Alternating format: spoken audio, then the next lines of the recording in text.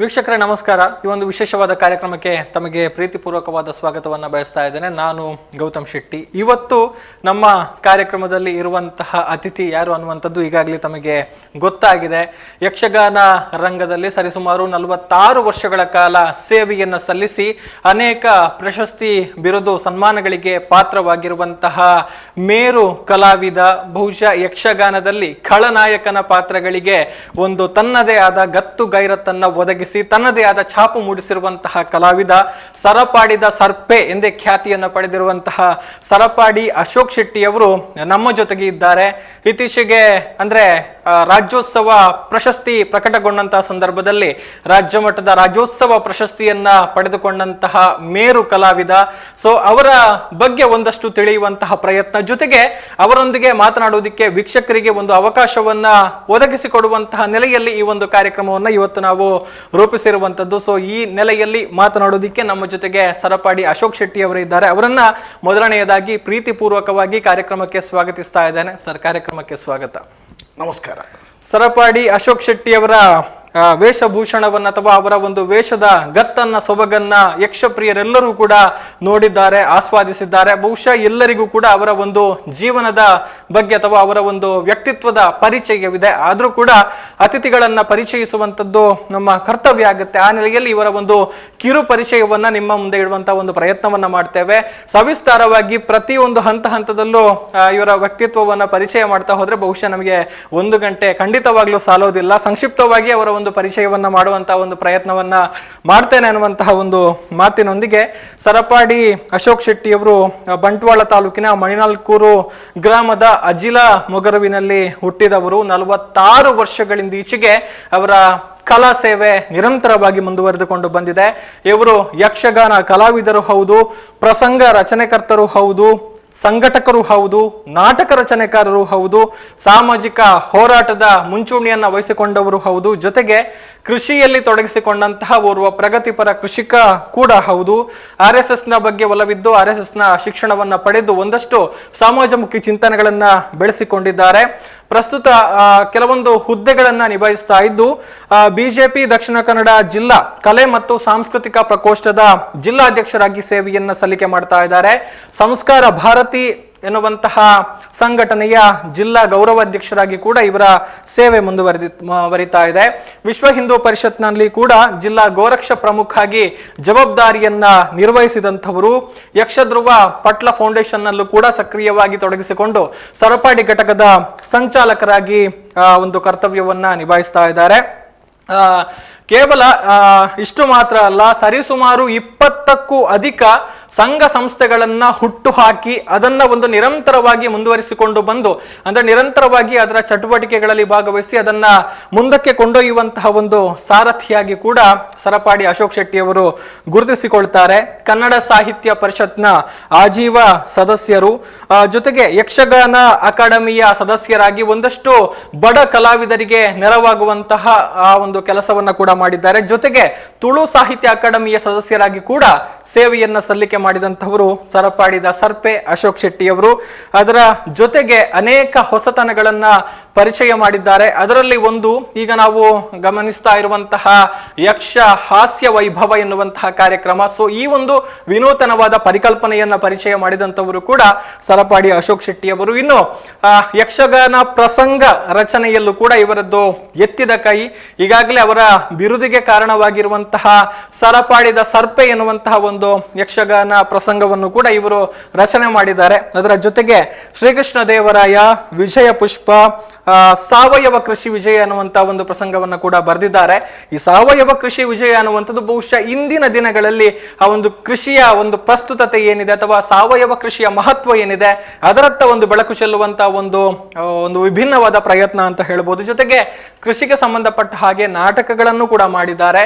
ಅನೇಕ ವೇದಿಕೆಗಳಲ್ಲಿ ಪ್ರದರ್ಶನವನ್ನ ಮಾಡಿ ರಾಜ್ಯ ಮಟ್ಟಕ್ಕೆ ಅದನ್ನು ಕೊಂಡೊಯ್ಯುವಂತಹ ಒಂದು ಬೇಡಿಕೆಯನ್ನ ಕೂಡ ಪಡೆದಿದ್ದಾರೆ. ಅದು ಪುಸ್ತಕ ರೂಪದಲ್ಲಿ ಕೂಡ ಪ್ರಕಟವಾಗಿದೆ ಅನ್ನುವಂಥದ್ದು. ಸೊ ಇಷ್ಟು ಮಾತ್ರ ಅಲ್ಲ, ತಾನು ಕಲಿತಂತಹ ವಿದ್ಯೆ ಇನ್ನೊಂದಷ್ಟು ಯುವ ಪೀಳಿಗೆಗೆ ಮಾರ್ಗದರ್ಶನಕ್ಕ ಆಗಬೇಕು, ದಾರಿದೀಪ ಆಗಬೇಕು ಎನ್ನುವಂತ ನೆಲೆಯಲ್ಲಿ ಹಲವಾರು ಕಡೆಗಳಲ್ಲಿ ಉಚಿತವಾಗಿ ನಾಟ್ಯ ಒಂದು ತರಬೇತಿಯನ್ನ ಕೂಡ ಕೊಡುವಂತಹ ಕೆಲಸವನ್ನ ಮಾಡ್ತಾ ಇದ್ದಾರೆ. ತಮ್ಮ ಹುಟ್ಟೂರಿನಿಂದಲೇ ಆರಂಭಗೊಂಡಿರುವಂತಹ ಈ ಒಂದು ಕೆಲಸ ನಡೀತಾ ಇದೆ. ಅನೇಕ ಶಿಷ್ಯರನ್ನ ರೂಪಿಸಿದ್ದಾರೆ. ಹಲವು ಮೇಳಗಳಲ್ಲಿ 46 ವರ್ಷಗಳ ಕಾಲ ಒಂದು ಯಕ್ಷ ಪಯಣವನ್ನ ಪೂರೈಸ್ತಾ ಇದ್ದಾರೆ.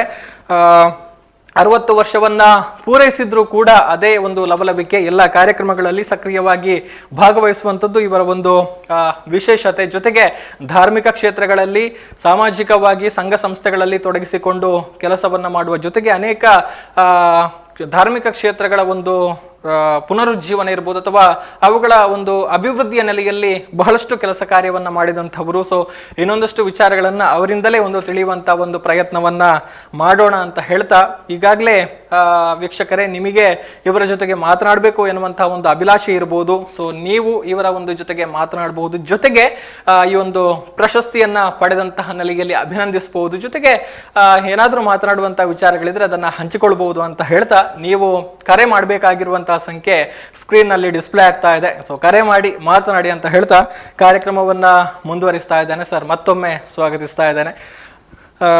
ಸರಪಾಡಿದ ಸರ್ಪೆ ಅಂದ್ರೆ ಬಹುಶಃ ಸರಪಾಡಿ ಅಂತ ಹೇಳಿದ ಕೂಡಲೇ ಬರುವ ಹೆಸರು ಅದು ಅಶೋಕ್ ಶೆಟ್ಟಿ ಅವರದ್ದು. ಸರಪಾಡಿದ ಸರ್ಪೆ ಅನ್ನುವಂಥದ್ದು ತಮಗೆ ಅನ್ವರ್ಥನಾಮವಾಗಿ ಈಗ ಹೊಂದಿಕೊಂಡಿದೆ. ಅಷ್ಟರ ಮಟ್ಟಿಗೆ ಪ್ರಸಿದ್ಧರಾಗಿದ್ದೀರಿ. ಸರಪಾಡಿದ ಸರ್ಪೆ ಅಂದ್ರೆ ಏನು, ಆ ಒಂದು ಬಿರುದು ಬರೋದಿಕ್ಕೆ ಮೂಲ ಕಾರಣ ಏನು ಅನ್ನುವಂಥದ್ದು? ಸರಪಾಡಿ ಎನ್ನುವುದು ನನ್ನ ಹುಟ್ಟೂರಿನ ಸಮೀಪದ ಊರು. ಅಲ್ಲಿ ಶ್ರೀ ಶರಬೇಶ್ವರ ದೇವರ ದೇವಸ್ಥಾನವಿದೆ. ನನ್ನನ್ನು ಯಕ್ಷಗಾನ ಮೇಳಕ್ಕೆ ಸೇರಿದ 2ನೇ ವರ್ಷದಲ್ಲಿ ಮಂಗಳೂರಿನ ಪುರಭವನದಲ್ಲಿ ಕೀರ್ತಿಶೇಷರಾದಂತಹ ಅರುವ ನಾರಾಯಣ ಶೆಟ್ಟಿ ಎನ್ನುವರು ಯಕ್ಷಗಾನ ಕಲಾವಿದರು. ಅವರೊಂದು ಕರಪತ್ರದಲ್ಲಿ ನನ್ನ ಹೆಸರನ್ನು ಹಾಗೆ ಹಾಕಿದ್ರು. ಓಕೆ, ಸರಪಾಡಿ ಅಶೋಕ್ ಶೆಟ್ಟಿ ಅಂತ. ನಾನು ಹೇಳಿದೆ, ನನ್ನದು ಅಜಿಲಮಗರು ಮಾರ್ರೆ, ನೀವು ಸರಪಾಡಿ ಇಲ್ಲ, ಅದು ಸರಪಾಡಿ ಅಂದರೆ ಅಲ್ಲಿಗೆ ಹೊಂದಿಕೊಳ್ಳುತ್ತದೆ, ಏನೋ ಅವರ ಒಂದು ಭಾವನೆ ಇರ್ಬೋದು, ಅಲ್ಲ ಮುಂದಿನ ಉದ್ದೇಶವು ಏನೋ ಅವರಲ್ಲಿ ದೇವರು ಆ ಹೆಸರು ಕೊಡಿಸಿದ್ದಾರೋ ಏನೋ. ಅಲ್ಲಿಂದ ನನ್ನ ಹೆಸರು ಸರಪಾಡಿಯೊಂದಿಗೆ ಹೊಂದಿಕೊಂಡಿತು. ಓಕೆ. ದೂರದ ಊರಿಗೆ ಹೋದಾಗ, ಮುಂಬೈ ಮೆಡ್ರಾಸ್ ಇಲ್ಲಿಗೆ ಹೋದಾಗ ಅಶೋಕ್ ಶೆಟ್ಟಿ ಎನ್ನುವಂಥ ಹೆಸರು ಅಲ್ಲಿ ಗೌಣ ಆಗ್ತಿತ್ತು. ಸರಪಾಡಿ ಯಾರಾದ್ರೂ ಬಂದು ಕೇಳುವುದು, ಸರಪಾಡಿ ಇದ್ದಾರಾ, ಸರಪಾಡಿ ಎಲ್ಲಿದ್ದಾರೆ, ಹೀಗೆ ಅಲ್ಲಿವರೆಗೆ ನನ್ನ ಹೆಸರು ಸರಪಾಡಿ ಊರಿನೊಂದಿಗೆ ತಳುಕು ಹಾಕಿಕೊಂಡಿತ್ತು.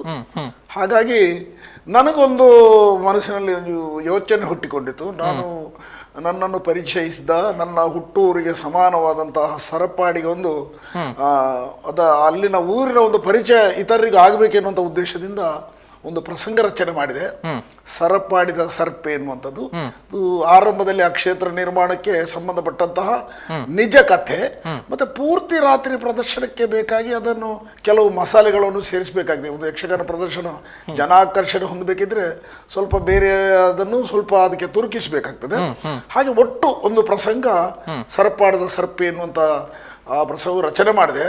ಅದು ಜಯಭೇರಿ ಬಾರಿಸಿತು. ಶ್ರೀ ಮಂಗಳಾದೇವಿ ಮೇಳದಲ್ಲಿ ಪ್ರದರ್ಶನಗೊಳ್ಳುತ್ತಿತ್ತು.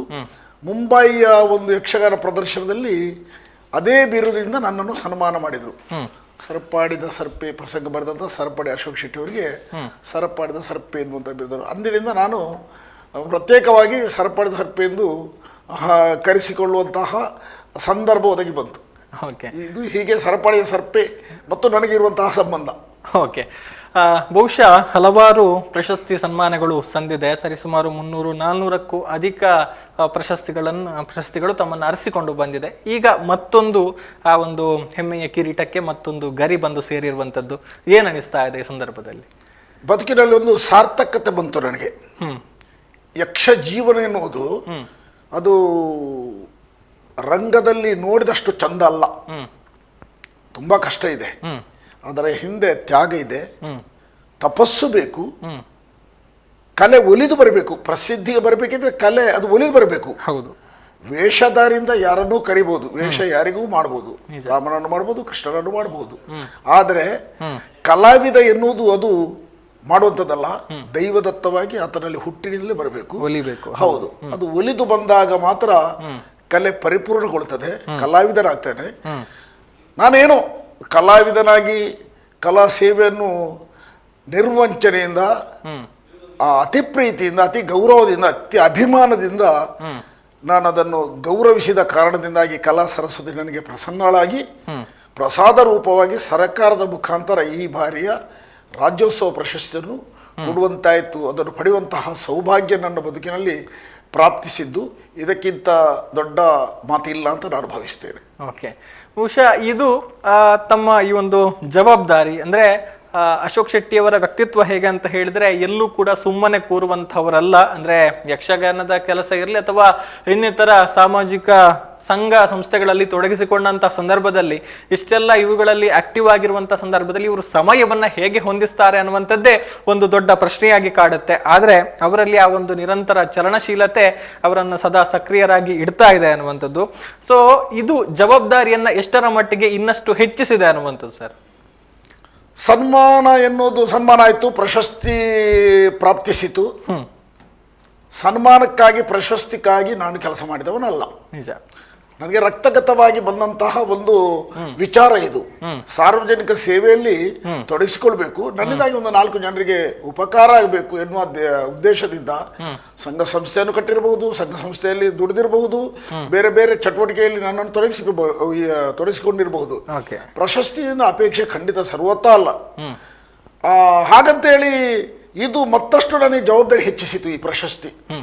ಅಂದ್ರೆ ಈ ಪ್ರಶಸ್ತಿಗೆ ಗೌರವ ಕೊಡಬೇಕಿದ್ರೆ ಆ ಗೌರವಕ್ಕೆ ಅನುಗುಣವಾಗಿ ನನ್ನ ವ್ಯವಹಾರವು ಮುಂದಿನ ಹೆಜ್ಜೆಯು ಹಾಗೆ ಇರಬೇಕು.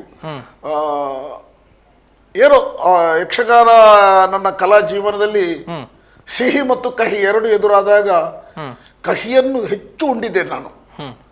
ಇದೆಲ್ಲ ಸಿಹಿ ಈಗ ಅನುಭವಕ್ಕೆ ಬರುವಂಥದ್ದು, ಇದು ಬದುಕಿನಲ್ಲಿ ಸಿಹಿ. ಇದರಲ್ಲಿ ಎಲ್ಲವನ್ನು ಕಳೆದ ಕಹಿ ಘಟನೆಗಳು ಏನೆಲ್ಲ ನನ್ನ ಬದುಕಿನಲ್ಲಿ ನಡೆದಿದೆಯೋ ಕಲಾ ಜೀವನದಲ್ಲಿ ಅದನ್ನೆಲ್ಲ ಮರೆತು ಸಿಹಿ ಉಂಡ ಅನುಭವ ಆಗ್ತಾ ಇದೆ, ಜವಾಬ್ದಾರಿ ಹೆಚ್ಚಿದೆ. ಓಕೆ, ಅಂದ್ರೆ ಬಹುಶಃ ಪರಿಶ್ರಮಕ್ಕೆ ಒಂದು ಪ್ರತಿಫಲ ಅನ್ನುವಂಥದ್ದು ಸಿಗುತ್ತೆ ಅನ್ನುವಂತಹ ಮಾತು, ಬಹುಶಃ ಅದು ತಮಗೆ ಈಗ ಸಿಗ್ತಾ ಹೋಗ್ತಾ ಇದೆ ಅನ್ನುವಂಥದ್ದು ಕೂಡ ನಾವಿಲ್ಲಿ ಹೇಳ್ಬೋದಾ ಅಂತ? ಖಂಡಿತ ಖಂಡಿತ ಹೇಳ್ಬಹುದು.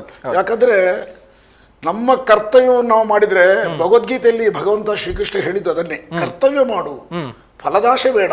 ಹೌದು ನೋಡಿ, ಅದಕ್ಕೆ ಉತ್ತರ ಇದು.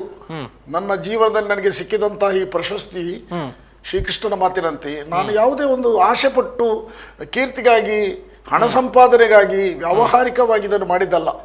ನನ್ನ ಕರ್ತವ್ಯ ಅಂತ ಮಾಡಿದ್ದೇನೆ, ಫಲರೂಪವಾಗಿ ಭಗವಂತ ಕೊಟ್ಟಿದ್ದಾನೆ ಪ್ರಶಸ್ತಿಯನ್ನು. ಓಕೆ, ಬಹುಶಃ ಯಕ್ಷಗಾನಕ್ಕೆ ತಾವು ಪಾದಾರ್ಪಣೆ ಮಾಡಿದ್ದು ಕೂಡ ಒಂದು ಬಹಳಷ್ಟು ಕುತೂಹಲಕಾರಿ ವಿಚಾರ. ಯಾಕಂತ ಹೇಳಿದ್ರೆ ಸಾಮಾನ್ಯವಾಗಿ ಒಂದು ಬ್ಯಾಕ್ಗ್ರೌಂಡ್ ಇದ್ದವರಿಗೆ ಒಂದು ಯಕ್ಷಗಾನ ಕ್ಷೇತ್ರಕ್ಕೆ ಪ್ರವೇಶ ಮಾಡೋದು ಸ್ವಲ್ಪ ಸುಲಭ ಆಗುತ್ತೆ ಅಥವಾ ಏನಾದರೂ ಒಂದು ಪ್ರೇರಣೆ ಸಿಗುತ್ತೆ ಅನ್ನುವಂಥದ್ದು. ಆದರೆ ಬಹುಶಃ ಸರಪಾಡಿ ಅಶೋಕ್ ಶೆಟ್ಟಿ ಅವರಿಗೆ ಒಂದು ಕೌಟುಂಬಿಕ ಹಿನ್ನೆಲೆ ಇರಲಿಲ್ಲ ಯಕ್ಷಗಾನಕ್ಕೆ ಸಂಬಂಧಪಟ್ಟ ಹಾಗೆ ಅನ್ನುವಂಥದ್ದು ನಾವು ಕೇಳಿರುವಂತಹ ಮಾತು. ತಮ್ಮ ಪಾದಾರ್ಪಣೆ ಹೇಗಾಯಿತು? ಯಕ್ಷಗಾನದತ್ತ ಒಲವು ಬೆಳೆದದ್ದು ಹೇಗೆ? ಅದು ಈ ಮಣ್ಣಿನ ಸತ್ತು. ಅದು ನಮ್ಮ ಜಿಲ್ಲೆ ಯಕ್ಷಗಾನದ ತವರೂರು, ಕರಾವಳಿ ಯಕ್ಷಗಾನದ ಕಲೆಯ ತವರೂರು. ಇಲ್ಲಿ ಹುಟ್ಟಿದಂತಹ ಪ್ರತಿಯೊಬ್ಬ ವ್ಯಕ್ತಿಯಲ್ಲೂ ಕೂಡ ಒಂದು ಶಕ್ತಿ ಅವ್ಯಕ್ತವಾಗಿದೆ. ಅದಕ್ಕೆ ಪೂರಕ ಸಂದರ್ಭ ಬಂದಾಗ ಅದೆಲ್ಲ ಅನಾವರಣ ಆಗ್ತದೆ. ಹಾಗೆ ನನ್ನದು ಕೂಡ ಜೀವನ, ಬಾಲ್ಯದ ಜೀವನದಲ್ಲಿ ನಮ್ಮೂರಿಗೆ ಅಪರೂಪದಲ್ಲಿ ಒಂದು ಯಕ್ಷಗಾನ ಡೇರೆ ಮೇಳಗಳೆಲ್ಲ ಬಂದಾಗ ಅದನ್ನು ನೋಡುವುದೇ ಒಂದು ಹಬ್ಬವಾಗಿತ್ತು. ಅದೊಂದು ಅನುಭವಿಸುವಂತಹ ಸಂತೋಷ. ಹಿಂದೆ ಒಂದು ಮೇಳದ ಯಕ್ಷಗಾನ ಪ್ರದರ್ಶನ ಆಗುವಾಗ ಶಾಲಾ ಬಳಿಯಲ್ಲಿ ಮೈಕಿನಲ್ಲಿ ಇಂಥ ದಿವಸ ಇಂಥ ಕಾರ್ಯಕ್ರಮ ಇಂಥ ಸ್ಥಳದಲ್ಲಿ ಇದೆ ಅಂತ ಹೇಳಿದಾಗಲೇ ಯಾವುದೋ ಒಂದು ಉತ್ಸಾಹ ಅದು ಇಮ್ಮಡಿ ಆಗ್ತಿತ್ತು. ಅನೌನ್ಸ್ಮೆಂಟ್ ಕೇಳುವಾಗಲೇ ಅಷ್ಟೊಂದು ಉತ್ಸುಕತೆ. ಮತ್ತೊಂದು ಪೋಸ್ಟರ್ ಹಾಕ್ತಿದ್ರು ಎತ್ತರದಲ್ಲಿ, ಮಕ್ಕಳ ಕೈಗೆ ಸಿಗದೆ ಎತ್ತರ ಮರದಲ್ಲೆಲ್ಲ. ಅದನ್ನು ನೋಡುವುದೇ ಒಂದು ಸಂತೋಷ. ಅಲ್ಲಿಂದಲೇ ಆ ಅನುಭವಗಳು ನಾವು ಗ್ರಹಿಸಿಕೊಳ್ತೇವೆ ಮಾನಸಿಕವಾಗಿ. ಆ ಕಾರ್ಯಕ್ರಮ ಆಗುವ ದಿನ ಇಡೀ ದಿವಸ ಒಮ್ಮೆ ಯಾವಾಗ ರಾತ್ರಿ ಆಗ್ಲಿಲ್ಲ, ಸಮಯವೇ ಹೋಗ್ತಿರ್ಲಿಲ್ಲ. ಅಷ್ಟು ಕುತೂಹಲ, ಅಷ್ಟು ಹೋಗುದಿಲ್ಲ ಅನ್ನುವಂತ ಭಾವ. ಆ ಬಾಲ್ಯದ ಆ ತುಡಿತ, ಆ ದಿನ, ಅವಿಸ್ಮರಣೀಯ, ಅದನ್ನು ವರ್ಣನೆ ಮಾಡಲಿಕ್ಕೆ ಶಬ್ದವೇ ಇಲ್ಲ. ಅಂತಹ ಅನುಭವವನ್ನು ಅನುಭವಿಸಿ ಅಪರೂಪಕ್ಕೊಮ್ಮೆ ನಮ್ಮ ನಾಡಿಗೆ ಬರ್ತಿರುವಂತಹ, ಊರಿಗೆ ಬರ್ತಿರುವಂತಹ ಯಕ್ಷಗಾನವನ್ನು ನೋಡ್ತಾ ನೋಡ್ತಾ ಅಲ್ಲಿ ಆ ರಂಗದಲ್ಲಿ ಕಲಾವಿದರು ಕುಣಿಯುವುದನ್ನು, ಅವರ ಅಂದ ಚಂದದ ವೇಷಭೂಷಣವನ್ನು ನೋಡಿದಾಗ ಅದನ್ನು ಹೃದಯದಲ್ಲಿಟ್ಟು ಪೂಜೆ ಮಾಡಿದವು ನಾನು. ಅದರಿಂದ ಅಲ್ಲಿ ಅವರು ಆ ಪಾತ್ರವನ್ನು ಚಿತ್ರಣ ಮಾಡಿ ನೈಜ ಕಣ್ಣೆದುರಿಗೆ ಆ ಪಾತ್ರವೇ ಬಂತು ಎಂಬ ರೀತಿಯಲ್ಲಿ ಅದನ್ನು ನೋಡಿ ಕಣ್ತುಂಬಿಸಿಕೊಂಡು ಮನಸ್ಸು ಹೃದಯಕ್ಕೆ ಪೂರ್ತಿಯಾಗಿ ಅದನ್ನು ಆಹ್ವಾನ ಮಾಡಿಕೊಂಡು ಅದೇ ಮತ್ತೆ ಬೆಳೆದು ಹೆಮ್ಮರವಾಯಿತು. ಶಾಲೆಗೆ ಹೋಗ್ತಿರುವಂತಹ ಸಂದರ್ಭದಲ್ಲಿ ಒಂದು ಅವಕಾಶವೂ ಸಿಕ್ಕಿತು. ಯಕ್ಷಗಾನ ರಂಗ ಪ್ರವೇಶ ಮಾಡುವಂಥದ್ದು ಒಂದು ಪೂರ್ವ ರಂಗದ ಒಂದು ಮಾಹಿತಿ ಕೂಡ ಅದೇ ಶಾಲೆ ಹೋಗ್ತಿರುವಂತಹ ಸಂದರ್ಭದಲ್ಲಿ ಸಿಕ್ಕಿತು ನನಗೆ. ಹೇಗೆ? ನಮ್ಮ ಊರು ಅದೇ ನಾನು ಹೇಳಿದಾಗೆ ಕುಗ್ರಾಮ, ತುಂಬಾ ಕುಗ್ರಾಮ. ಈಗಿನ ಹಾಗೆ 5 ವರ್ಷದಲ್ಲಿ ಶಾಲೆಗೆ ಯಾವ ತಾಯಿ ತಂದೆಯವರು ಮಕ್ಕಳನ್ನು ಕಳಿಸ್ತಿರ್ಲಿಲ್ಲ. ಶಾಲೆ ದೂರ, ಮುಂದೆರಡು ಹಳ್ಳಗಳು, ತೋಡು, ಸದಾಕಾಲ ನೀರಿರ್ತದೆ. ಅದನ್ನು ದಾಟುವುದಕ್ಕೆ ಈಗಿನ ಹಾಗೆ ಸೇತುವೆಗಳಿರಲಿಲ್ಲ. ಅಡಿಕೆ ಮರವನ್ನು ಅಡ್ಡ ಹಾಕಿ ಬಾರಿ ಹೌದು ಪಾಪು ಅಂತ ಹೇಳ್ತೇವೆ ನಾವು, ಅದರಲ್ಲಿ ದಾಟಿ ಹೋಗ್ಬೇಕಿತ್ತು. ಹಾಗೆ ಅಲ್ಲಿ ಹತ್ತಿರದಲ್ಲಿ ನಡುಮಗುರು ಎನ್ನುವಂತ ಒಂದು ಶಾಲೆ ಇತ್ತು, ಕಿರಿಯ ಪ್ರಾಥಮಿಕ ಶಾಲೆ. ಅಲ್ಲಿ ಒಬ್ಬರು ಬ್ರಹ್ಮಾವರದವರು ಈಗಲಿದ್ದಾರೆ, ಅವರು ಪೂಜ್ಯರು, ನಿವೃತ್ತ ಅಧ್ಯಾಪಕರವರು. ಈಗ ರಂಗಯ್ಯ ಅಂತ ಅವರ ಹೆಸರು, ಬ್ರಹ್ಮಾವರದವರು. ಅವರು ಬಡಗುತಿಟ್ಟಿನ ಯಕ್ಷಗಾನದ ಅಭಿರುಚಿ ಉಳ್ಳಂತ ಒಬ್ಬ ಹವ್ಯಾಸಿಗಳ ಹಾಗೆ. ಅವ್ರಿಗೊಂದು ತುಡಿತ ಇತ್ತು. ನಮ್ಮ ಈ ಊರಿನಲ್ಲಿ ನಾನು ಪಾಠ ಮಾಡುವ ಶಾಲೆಯಲ್ಲಿ ಕೂಡ ಯಕ್ಷಗಾನವನ್ನು ಮಕ್ಕಳಿಗೆ ತಿಳಿಸಿಕೊಡ್ಬೇಕು ಎನ್ನುವಂತಹ ಅವರೊಂದು ಉದಾರ ಭಾವನೆಯಿಂದ ಅವರಿಗೆ ತೆಂಕುತಿಟ್ಟಿನ ವಿಚಾರ ಗೊತ್ತಿಲ್ಲ, ಹೇಗೆ ಕುಣಿಸಬೇಕು ಹೇಗೆ ಅಂತ. ಅಲ್ಲಿ ಹತ್ತಿರದಲ್ಲಿ ಆ ಕಾಲದಲ್ಲಿ ಕಟೀಲ್ ಬೆಳದಲ್ಲಿ ಭಾರಿ ಪ್ರಸಿದ್ಧಿ ಅಂತೆ, ಅವರಿಗೆ ಗೊತ್ತಿಲ್ಲ, ನಾನು ಅವರ ವೇಷವನ್ನು ನೋಡಲಿಲ್ಲ. ನನಗೆ ನಮ್ಮ ಶಾಲೆಗೆ ಬಂದು ಹೇಳಿಕೊಡುವಾಗ ಅವರಿಗೆ ತುಂಬ ವಯಸ್ಸಾಗಿತ್ತು. ಅವರಿಗೆ ವಾರಕ್ಕೆ ಆ ಕಾಲದಲ್ಲಿ 50 ಪೈಸೆ ಕೊಟ್ಟು, ಒಂದು ತರಗತಿಗೆ 50 ಪೈಸೆ, ಡಿ ಸಂಜೀವ ಅಂತ ಅವರ ಹೆಸರು. ಅವರಿಂದ ಒಂದು ವಾರಕ್ಕೆ 50 ಪೈಸೆಗೆ ಕೊಟ್ಟು ವಾರದಲ್ಲಿ 1 ಗಂಟೆ 2 ಗಂಟೆಗೆ ಅಭ್ಯಾಸ ಮಾಡಿ ಅಲ್ಲಿ ಯಕ್ಷಗಾನದ ಆರಂಭಿಕ ಹಂತ ಅಲ್ಲಿಂದ ಆಯಿತು. ಪ್ರಾಥಮಿಕ ಯಕ್ಷಗಾನದ ಒಂದು ಪರಿಚಯ ಇಲ್ಲಿ ಆಯಿತು. ಅದು ಸ್ವಲ್ಪ ಸಮಯದಲ್ಲಿ ಅಲ್ಲಿ ಯಕ್ಷಗಾನ ಪ್ರದರ್ಶನ ಆಯಿತು, ವಾರ್ಷಿಕೋತ್ಸವ ಶಾಲೆದ್ದು. ಅಲ್ಲಿ ಯಕ್ಷಗಾನ ಪ್ರದರ್ಶನ ಆದಾಗ ಒಂದು ಸಣ್ಣ ಕಿರು ಪಾತ್ರವನ್ನು ನಾನು ನಿರ್ವಹಣೆ ಮಾಡಿದೆ. ಹಾಗೆ ಮುಂದುವರಿಯಿತು. ಓಕೆ, ಮಾತಾಡೋಣ. ಈಗ ತಮ್ಮ ಜೊತೆಗೆ ಮಾತನಾಡೋದಿಕ್ಕೆ ಒಂದಷ್ಟು ಜನ ಕರೆಯಲ್ಲಿ ನಿರೀಕ್ಷೆಯಲ್ಲಿದ್ದಾರೆ, ಮಾತನಾಡಿಕೊಳ್ಳೋಣ. Hello hello hello hello hello hello hello hello hello ನಮಸ್ತೆ ಸರ್. ನಮಸ್ತೆ. ತಮ್ಮ ಹೆಸರು ಸರ್? ಎಲ್ಲಿಂದ ಕರೆ ಮಾಡ್ತಿದ್ದೀರಾ? ಸಂಪತ್ ಅವರು ಎಲ್ಲಿಂದ ಕರೆ ಮಾಡ್ತಿದ್ದೀರಾ? ಅಲ್ಲಿಪಾದಿಯಿಂದ. ಅಲ್ಲಿ ಮಾತಾಡಿ ಸರ್, ಮಾತಾಡಿ ಸರ್. ನಮಸ್ತೆ ಸರ್. ನಮಸ್ತೆ, ಅಶೋಕ್ ಶೆಟ್ಟಿ ಅವರಿದ್ದಾರೆ, ತಮ್ಮ ಮಾತುಗಳನ್ನು ಹಂಚಿಕೊಳ್ಬಹುದು. ಅಶೋಕ್ ನಮಸ್ತೆ ಸರ್. ನಮಸ್ತೆ ಹೇಳಿ. ಸಂಪತ್ ಸರ್, ಅಲ್ಲಿಪಾದಿಯಿಂದ. ನಮಸ್ತೆ ಸಂಪತ್. ರಾಜ್ಯೋತ್ಸವ ಪ್ರಶಸ್ತಿ ಬಂದದ್ದು ತುಂಬಾ ಖುಷಿಯಾಗಿದೆ ನಮಗೆ. ಹೌದು, ನೋಡಿದ್ದೇನೆ ತಾವು ಸಲ್ಲಿಸಿದ ಸೇವೆಗೆ ಅದು ಸಿಕ್ಕಂತ ಗೌರವ, ನಮ್ಮ ಊರಿಗೆ ಸಂದ ಗೌರವ. ಹೌದು, ನೋಡಿದ್ದೇನೆ. ಈ ಪ್ರಶಸ್ತಿಯ ಸಂತೋಷವನ್ನು ನೀವು ಹಂಚಿಕೊಂಡಿದ್ದೀರಿ ಅನ್ನೋದಕ್ಕೆ ನಿದರ್ಶನ ರೂಪವಾಗಿ ನಾನು ಬೆಳಿಗ್ಗೆ ಬರುವಾಗ ನೋಡಿದೆ, ದೊಡ್ಡೊಂದು ಬ್ಯಾನರ್ ಎಲ್ಲ ಹಾಕಿ ನನ್ನ ಭಾವಚಿತ್ರ ಹಾಕಿ ಅಭಿನಂದನೆ ಸಲ್ಲಿಸಿದ್ದೀರಿ. ನಿಮ್ಮಂತಹ ಅಭಿಮಾನ ಉಳ್ಳವರಿದ್ದಾಗಿ ಕಲಾವಿದರು ಸಮಾಜದಲ್ಲಿ ಒಂದು ಬೆಳೆಯುವುದಕ್ಕೆ ಸಾಧ್ಯತೆ ಇದೆ. ಖಂಡಿತ ಸರ್, ಖಂಡಿತ. ನೀವೆಲ್ಲ ನಮಗೆ ಮಾರ್ಗದರ್ಶಕರು ಕೂಡ. ಸಂಪತ್ ಅವರೇ, ನೀವು ನೋಡಿದ ಹಾಗೆ ಕಲೆ ಇರ್ಬೋದು, ಧಾರ್ಮಿಕ ಕ್ಷೇತ್ರ ಇರ್ಬೋದು, ಸಾಮಾಜಿಕ ಕ್ಷೇತ್ರ ಇರ್ಬೋದು, ಎಲ್ಲದರಲ್ಲಿ ಕೂಡ ನಮ್ಗೆ ಅವರು ಮಾರ್ಗದರ್ಶಕರು. ಇದೇ ರೀತಿ ನಿಮ್ಮ ಸೇವೆ ಮುಂದುವರಿಲಿ ಸರ್. ಅದು 60 ಆದ್ರೂ ಕೂಡ 30ನ ಹುರುಪಲ್ಲಿ ಕೆಲಸ ಮಾಡ್ತಾರೆ ಅವರು. ಹೌದು. ನಾನೀಗ ಅದೇ ಕೇಳೋದಿಕ್ಕೆ ಹೊರಟಿದ್ದ ಸಂಪತ್ ಅವರೇ, ತಾವು ಕಂಡ ಹಾಗೆ ಸರಪಾಡಿ ಅಶೋಕ್ ಶೆಟ್ಟಿ ಅವರ ವ್ಯಕ್ತಿತ್ವ ಹೇಗೆ ಅನ್ನುವಂಥದ್ದು? ಯಾವುದೇ ರೀತಿಯ ಒಂದು ಕಳಂಕರಹಿತ ವ್ಯಕ್ತಿಯವರು. ಅದು ನೇರ ನುಡಿ. ಒಬ್ಬ ಯಾರಿಗೆ ಏನೊಂದು ವಿಷಯವನ್ನು ಮುಟ್ಟಿಸ್ಬೇಕಾದ್ರೆ ನೇರವಾಗಿ ಮಾತಾಡ್ತಾರೆ. ಎದುರಾಳಿಗೆ ಒಂದು ಕ್ಷಣದಲ್ಲಿ ಇವರು ಹೀಗೆ ಮಾತಾಡಿದ್ರು ಅಂತ ಅನಿಸ್ಬಹುದು, ಆದ್ರೂ ಕೂಡ ಅದ್ರಲ್ಲಿ ಇರ್ತದೆ. ಹ್ಮ್ ಹ್ಮ್ ಹ್ಮ್ ಅಂತ ವ್ಯಕ್ತಿತ್ವ ಅವರದ್ದು. ಓಕೆ. ಸೊ ನಿಮಗೂ ಕೂಡ ಖುಷಿ ಇದೆ ಅವರಿಗೆ ಬಂದಿರುವಂತ ಒಂದು ಈ ವಿಶೇಷ ಪ್ರಶಸ್ತಿಯಿಂದಾಗಿ? ಖಂಡಿತ ಖಂಡಿತ ಖಂಡಿತ. ನಮ್ಮನ್ನು ಕೂಡ ಅನೇಕ ಕ್ಷೇತ್ರಗಳಲ್ಲಿ ನಮ್ಮನ್ನು ಅವರು ಮುನ್ನಡೆಸಿದ್ದಾರೆ. ಅವರ ಆಶೀರ್ವಾದ ಕೂಡ ನಮಗೆ ಬೇಕು. ಹಾಗೆ ಈ ರಾಜ್ಯೋತ್ಸವ ಪ್ರಶಸ್ತಿ ಅವರು ಇನ್ನಷ್ಟು ಹೆಚ್ಚು ಹುಮ್ಮಸ್ಸಿನಿಂದ ಕೆಲಸ ಮಾಡುವಾಗೆ ಆಗ್ಲಿ, ನಮ್ಮ ಊರಿನ ಸರ್ವೇಶ್ವರ ದೇವರು ಅವರಿಗೆ ಇನ್ನಷ್ಟು ಆಶೀರ್ವಾದವನ್ನು ಕರುಣಿಸಲಿ ಅಂತ ನಾನು ಈ ಮೂಲಕ ಪ್ರಾರ್ಥನೆ ಮಾಡ್ತೇನೆ. Okay, thank you sir. Thank you Sampath okay sir. Okay okay. ಕರೆಗಾಗಿ ಬಹುಶಃ ಎಲ್ಲರೂ ಕೂಡ ಒಂದು ಸಂತೋಷವನ್ನ ವ್ಯಕ್ತಪಡಿಸ್ತಾ ಇದ್ದಾರೆ. ತಾವು ತಮ್ಮ ಒಂದು ಯಕ್ಷಗಾನಕ್ಕೆ ಬರೋದಕ್ಕೆ ಕಾರಣವಾದ ಒಂದು ಹೆಜ್ಜೆ ಗುರುತುಗಳನ್ನು ನೆನಪು ಮಾಡಿಕೊಳ್ತಾ ಇದ್ರಿ. ಪ್ರಾಥಮಿಕ ಶಾಲೆಯಲ್ಲಿ ನಿಮಗೆ ಶಿಕ್ಷಕರಿಂದ ಸಿಕ್ಕಿತು. ಹೌದು. ಪೂರ್ವ ಮುಂದಕ್ಕೆ ಹೇಗೆ ಮುಂದುವರಿಯಿತು? ಮುಂದೆ ನನ್ನ ಪ್ರೌಢ ಶಿಕ್ಷಣಕ್ಕಾಗಿ ನಾನು ಹಾಸನ ಜಿಲ್ಲೆಯ ಸಕಲೇಶಪುರ, ಅಲ್ಲಿ ನನ್ನ ಅಕ್ಕನ ಮನೆ ಇತ್ತು, ಬಾಳುಪೇಟೆ ಸಿದ್ದಣ್ಣಯ್ಯ ಪ್ರೌಢಶಾಲೆ ಅಂತ. ಅಲ್ಲಿ ಹೋಗ್ತಿರುವಾಗ ಈ ಬಾಳುಪೇಟೆ ಮತ್ತು ಸಕಲೇಶಪುರದ ಮಧ್ಯೆ ಬಾಗೆ ಎನ್ನುವಂಥ ಒಂದು ಊರು, ಆ ಊರಿನಲ್ಲಿ ಒಂದು ಪ್ರಾಥಮಿಕ ಶಾಲೆ. ಅಲ್ಲಿನ ಮುಖ್ಯ ಉಪಾಧ್ಯಾಯರು ಕಾರ್ಕಳ ತಾಲೂಕಿನವರು ಬಿಪಿನ್ ಚಂದ್ರಪಾಲ್ ಅಂತ ಅವರ ಹೆಸರು. ಅವರು ಹವ್ಯಾಸಿಗಳು ಕೂಡ ಆಗಿದ್ದರು, ತೆಂಕುದಿಟ್ಟೆ ಯಕ್ಷಗಾನ ಹವ್ಯಾಸಿಗಳು. ಅಲ್ಲಿನ ಯುವಕರನ್ನೆಲ್ಲ ಒಟ್ಟು ಸೇರಿಸಿ ಅವರು ವರ್ಷಕ್ಕೊಂದು ವಾರ್ಷಿಕೋತ್ಸವ ಮಾಡ್ತಿದ್ರು ಆ ಶಾಲೆಯಲ್ಲಿ. ನಾನು ನನ್ನ ಅಕ್ಕನ ಮನೆಯ ಹತ್ತಿರದವರೊಬ್ಬರು ಅಲ್ಲಿಗೆ ತರಬೇತಿಗೆ ಹೋಗ್ತಾ ಇದ್ರು. ಅವರ ಮೂಲಕ ಈ ವಿಚಾರ ನನ್ನ ಗಮನಕ್ಕೆ ಬಂತು. ನಾನು ಆಸಕ್ತ, ತುಂಬ ಮೊದಲೇ ನಾನು ಆಸಕ್ತಿ ಉಳ್ಳವ. ನಾನು ಕೇಳಿದೆ, ನಾನು ಬಂದು ನನಗೊಂದು ಅವಕಾಶ ಕೊಡ್ತೀರಾ, ನಾನು ಸೇರಿಕೊಳ್ಬೋದು ಅಂತ ಕೇಳಿದಾಗ, ಬಾ ನಾಳೆ ಬಾ ಅಂತ ಹೇಳಿದರು. ಕರೆದವರು ನಾರಾಯಣ ಆಳ್ವ ಎನ್ನುವರು, ಈಗಲಿದ್ದಾರೆ ಕಾಫಿ ಪ್ಲಾಂಟರ್ ಅವರು ಸಕಲೇಶ್ಪುರದಲ್ಲಿ. ಅವರ ಮುಖಾಂತರ ಶಾಲೆಯ ವಾರ್ಷಿಕೋತ್ಸವದಲ್ಲಿ ನಾನೊಂದು ಯಕ್ಷಗಾನ ಪಾತ್ರ ಮಾಡುವಂಥ ಸಂದರ್ಭ ಬಂತು.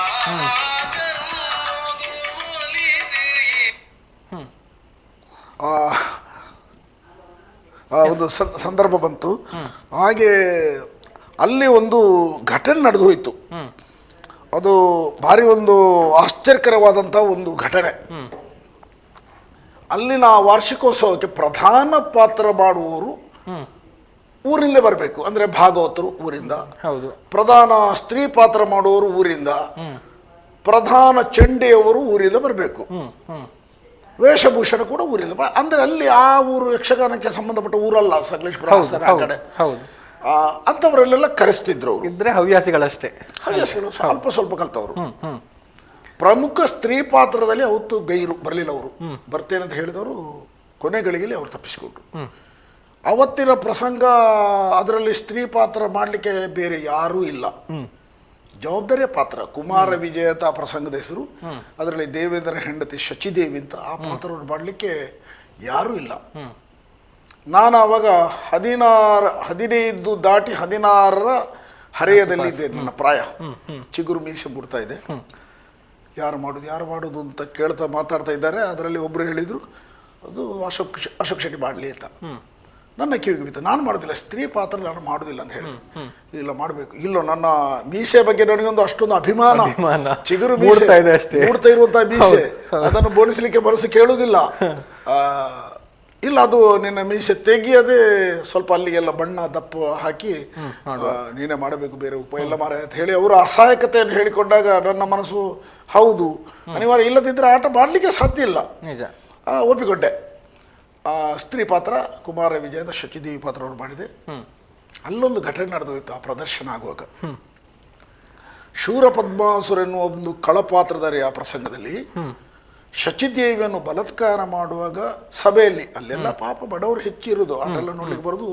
ನಮ್ಮ ಊರಿಂದ ಹೋದವರು, ಈ ಪರಿಶಿಷ್ಟ ಜಾತಿ ವರ್ಗಕ್ಕೆ ಸೇರಿದ ವ್ಯಕ್ತಿಗಳು, ಮಹಿಳೆಯರೆಲ್ಲ ನೆಲದ ಇದರಲ್ಲಿ ಕುಳಿತು ಯಕ್ಷಗಾನ ನೋಡ್ತಾ ಇದ್ರು. ಆ ಶೂರ ಪದ್ಮಾಸುರ ಬಲಾತ್ಕಾರ ಮಾಡುವಂಥ ಸಂದರ್ಭ, ಒಂದು ಸಾಧಾರಣ ಒಂದು ವಯಸ್ಸಾದವರು ಅವರು ಎದ್ದು ಅವನು ಹೊಡೀರಿ, ಅವನಿಗೆ ಬಡೀರಿ ಅಂತ ಹೆಂಗಸು ಮುಂದೆ ಮುಂದೆ ಬಂತು. ಅಂದ್ರೆ ಅವರು ಅದರಲ್ಲಿ ತಲ್ಲೀನರಾಗಿ ಆ ಒಂದು ಪ್ರತಿಕ್ರಿಯೆಯನ್ನು ಕೊಟ್ಟರು. ಅದೆಲ್ಲ ಭಾರಿ ಒಂದು ಏನೋ ರೋಮಾಂಚನ. ಅಂದ್ರೆ ಹೆಚ್ಚಿನ ಅಂಶ ನನ್ನ ಬದುಕು ಎತ್ತಲೋ ಹೋಗ್ಬೇಕಾದ್ದನ್ನು ತಿರುವು ಕೊಡುವುದಕ್ಕಾಗಿ ಅಂದಿನ ಆ ಪ್ರಸಂಗ ಆ ಒಬ್ಬರು ಕಲಾವಿದರ ಎಲ್ಲ ಸನ್ನಿವೇಶಗಳು. ಹೌದು, ಅನುಪಸ್ಥಿತಿ, ಆ ಮಹಿಳೆಯಿಂದ ಅಲ್ಲಿ ನೋಡ್ತಿರುವಾಗ ಅದಂತಹ ಪರಿಣಾಮಕಾರಿ ಸನ್ನಿವೇಶ, ಮತ್ತೆ ಬೆಳಿಗ್ಗೆ ಕಾರ್ಯಕ್ರಮ ಮುಗಿದಾಗ ಎಲ್ಲರೂ ಬೇಷಂತ ಬೆನ್ನು ತಟ್ಟಿದ್ದು, ಇದೆಲ್ಲ ನನ್ನನ್ನು ಮತ್ತಷ್ಟು ಏನೋ ಯಕ್ಷಗಾನದತ್ತ ಆಕರ್ಷಿಸಿತು. ಹಾಗಾಗಿ ಅಲ್ಲಿಂದ ಮತ್ತೆ ಮುಂದೆ ಹೋಯ್ತು. ಸೊ ಹಾಗೆ ಮುಂದುವರಿದು. ಎಲ್ಲಿವರೆಗೆ ಹೋಯ್ತು ಅಂದರೆ ಆನಂತರ ನಾನು 9ನೇ ತರಗತಿ ಪಾಸಾಗಿ 10ನೇ ತರಗತಿಗೆ ಒಂದು 2 ತಿಂಗಳು ಹೋಗಿದ್ದೇನೆ. ಮಧ್ಯದಲ್ಲಿ ಒಂದು ರಜೆ ಬಂತು. ರಜೆಯಲ್ಲಿ ಊರಿಗೆ ಬಂದೆ. ಊರಿಗೆ ಬಂದಾಗ ನಮ್ಮ ಉದಯವಾಣಿ ಪತ್ರಿಕೆಯಲ್ಲಿ ಒಂದು ಪ್ರಕಟಣೆ ಇತ್ತು. ಧರ್ಮಸ್ಥಳದ ಪೂಜ್ಯ ವೀರೇಂದ್ರ ಹೆಗ್ಡೆಯವರ ಒಂದು ನೇತೃತ್ವದಲ್ಲಿ ನಡೀತಿದ್ದಂತಹ ಲಲಿತ ಕಲಾ ಕೇಂದ್ರ ಯಕ್ಷಗಾನ ಆಸಕ್ತರಿಗೆ ಅರ್ಜಿ ಕೊಟ್ಟು ಸೇರಿಕೊಳ್ಳಬಹುದು ಅಂತ ಹಾಗೆ ಒಂದು ಪ್ರಕಟಣೆ ಬಂದಿತ್ತು. ಅದನ್ನು ನೋಡಿದೆ, ಅರ್ಜಿ ಕೊಟ್ಟೆ. ಅರ್ಜಿಯ ಜೊತೆಯಲ್ಲಿ ಮತ್ತೊಬ್ಬರ ಶಿಫಾರಸನ್ನು ತಗೊಂಡೆ. ಅಲ್ಲಿ 49 ಮಂದಿ ಅರ್ಜಿ ಕೊಟ್ಟು ಸಂದರ್ಶನಕ್ಕೆ ಬಂದಿದ್ರು. 49ರಲ್ಲಿ 8 ಜನರು ಅಲ್ಲಿ ತೆರಗಡೆ ಆದರು ಆ ಪರೀಕ್ಷೆಯಲ್ಲಿ. 9ನೇ ವ್ಯಕ್ತಿ ನಾನು. 9ನೇ ವ್ಯಕ್ತಿ ಆಯ್ಕೆ ಆದೆ ನಾನು ಕೂಡ. ಅಲ್ಲೊಂದು ಸಣ್ಣ ಮಟ್ಟದೊಂದು ಪರೀಕ್ಷೆಯಲ್ಲಿ ಆಗ್ತಿತ್ತು. ಪುಸ್ತಕ ರಾಮಾಯಣ ಮಹಾಭಾರತವನ್ನು ವಾಚನ ಮಾಡೋದು, ನಮಗೆ ಹಿಂದಿನದ್ದು ಏನಾದರೂ ಯಕ್ಷಗಾನ ಗೊತ್ತಿದ್ದರೆ ಸ್ವಲ್ಪ ಕುಣಿದು ತೋರಿಸಬೇಕು, ಅದೆಲ್ಲ ಮಾಡಿದಾಗ ಅಲ್ಲಿ ಅದಕ್ಕೆ ಅಂಕ ಹಾಕುವವರಿದ್ದಾರೆ, ಮೌಲ್ಯಮಾಪಕರು. ಅವರು 49 ಜನರಲ್ಲಿ ಒಟ್ಟು ಆ ವರ್ಷ 9 ಜನರ ಆಯ್ಕೆ ಆಯಿತು. 9ನೇಯವನಾಗಿ ನಾನು ಆಯ್ಕೆ ಆದೆ. ಅದೃಷ್ಟ. ಹೌದು. ಅಲ್ಲಿಂದ ಮತ್ತೆ ಧರ್ಮಸ್ಥಳದಲ್ಲಿ ಯಕ್ಷಗಾನ ಕಲಿತು ನೇರವಾಗಿ ಕಟೀಲ್ ಮೇಳವನ್ನು ಸೇರಿಕೊಂಡೆ. ಅಲ್ಲಿಂದ ಮೇಳದ ತಿರುಗಾಟ ಆರಂಭ ಆಯಿತು. ಓಕೆ. ಅಲ್ಲಿಂದ ಒಂದೊಂದೇ ಬೇರೆ ಬೇರೆ ಬೇರೆ ಬೇರೆ ಮೇಳಕ್ಕೆ 1 ವರ್ಷ 2 ವರ್ಷ 3 ವರ್ಷ ಕೆಲವೊಂದರಲ್ಲಿ. ಓಕೆ. ಮೇಳದ ತಿರುಗಾಟದ ಅನುಭವವನ್ನು ಕೇಳೋಣ. ಮತ್ತೊಬ್ಬರು ಕಾಲರ್ ಇದ್ದಾರೆ. ಹಲೋ ಹಲೋ, ನಮಸ್ತೆ. ನಮಸ್ತೆ. ತಮ್ಮ ಹೆಸರು ಸರ್? ಎಲ್ಲಿಂದ ಕರೆ ಮಾಡ್ತಿದ್ದೀರಿ? ನಾವು ಕೃಷ್ಣಪ್ರಸಾದ ಆಳ್ವ ಅಂತ ಬೆಟ್ಟಂಬಾಡಿ ಉಪ್ಪಳಿಗೆಯಿಂದ. ಕೃಷ್ಣಪ್ರಸಾದ ಆಳ್ವರು ಉಪ್ಪಳಿಗೆಯಿಂದ. ಸರ್ ನಮಸ್ತೆ, ಹೇಳಿ ಸರ್. ಅಶೋಕ್ ಶೆಟ್ಟಿ ಅವರು ಮಾತಾಡಬೇಕಿತ್ತು. ನಮಸ್ಕಾರ ಆಳ್ವರೇ. ನಮಸ್ತೆ ಸರ್. ನಮಸ್ತೆ ಸರ್. ಯಕ್ಷಗಾನ ಶೈಲಿಯಲ್ಲಿ ಒಂದು ಗಾಂಭೀರ ಮತ್ತೆ ಅದಕ್ಕೊಂದು ಒಂದು ಹೆಸರು ಕಲಿಸಿದ ಕೆಲವೇ ಕಲಾವಿದರಲ್ಲಿ ನೀವು ಒಬ್ರು. ಯಾಕಂದ್ರೆ ಅದರೊಂದು ಗಾಂಭೀರ್ಯ, ಅಭಿನಯದ ಒಂದು ಗಾಂಭೀರ್ಯತೆ ನಿಮ್ಮಲ್ಲಿ ಇದ್ದದನ್ನು ನಾವು ಮೊದಲೇ ನೋಡಿದ್ದೇವೆ. ನಿಜವಾಗ್ಲೂ ಕರ್ನಾಟಕ ರಾಜ್ಯೋತ್ಸವ ಪ್ರಶಸ್ತಿ ಸಿಕ್ಕಿದ್ದಕ್ಕೆ ನೀವು ಅರ್ಹ ವ್ಯಕ್ತಿ ಅಂತ ನಮಗೆ ಬಹಳ ಖುಷಿಯಾಗಿದೆ. ಎಲ್ಲ ನಿಮ್ಮ ಅಭಿಮಾನದ ದ್ಯೋತಕ ಇದೆಯಲ್ಲ ಸರ್. ಸರ್ ಮತ್ತೆ ಒಂದು ನಿಮ್ಮಲ್ಲಿ ನಾವು, ಯಾಕಂದ್ರೆ ನಾವು ಕಚ್ಚೂರ ಮೊದಲಿರುವಾಗಲೇ ನಾವು ನಿಮ್ಮ ಅಭಿನಯವನ್ನು ನೋಡಿದ್ದೇವೆ. ನೀವು ಒಂದು ಹಿಂದುತ್ವದ ಬಗ್ಗೆ, ಒಂದು ಯಾವುದೇ ಪಕ್ಷದ ಬಗ್ಗೆ ಅಂತ ಮಾತಾಡುದಿಲ್ಲ ನಾನು. ಯಾವುದೇ ರೀತಿ ನೀವು ಒಂದು ಅದರಲ್ಲಿ ರಾಜಿ ಇಲ್ಲದ ರೀತಿಯಲ್ಲಿ ನೀವು ಯಕ್ಷಗಾನ ಶೈಲಿಯಲ್ಲಿ ಕೂಡ ಅದನ್ನು ನಡೆಸ್ತಾ ಹೋಗಿದ್ದೀರಿ ಒಂದು ಸಂಸ್ಕೃತಿ ಮತ್ತು ಇದನ್ನು. ಅದಕ್ಕೆ ಈಗ ಸಿಕ್ಕಿದ ಒಂದು ಪ್ರತಿಫಲ ಅಂತ ಹೇಳ್ಬಹುದು. ಅದಕ್ಕೆ ನೀವೇನ್ತೀರಿ ಸರ್?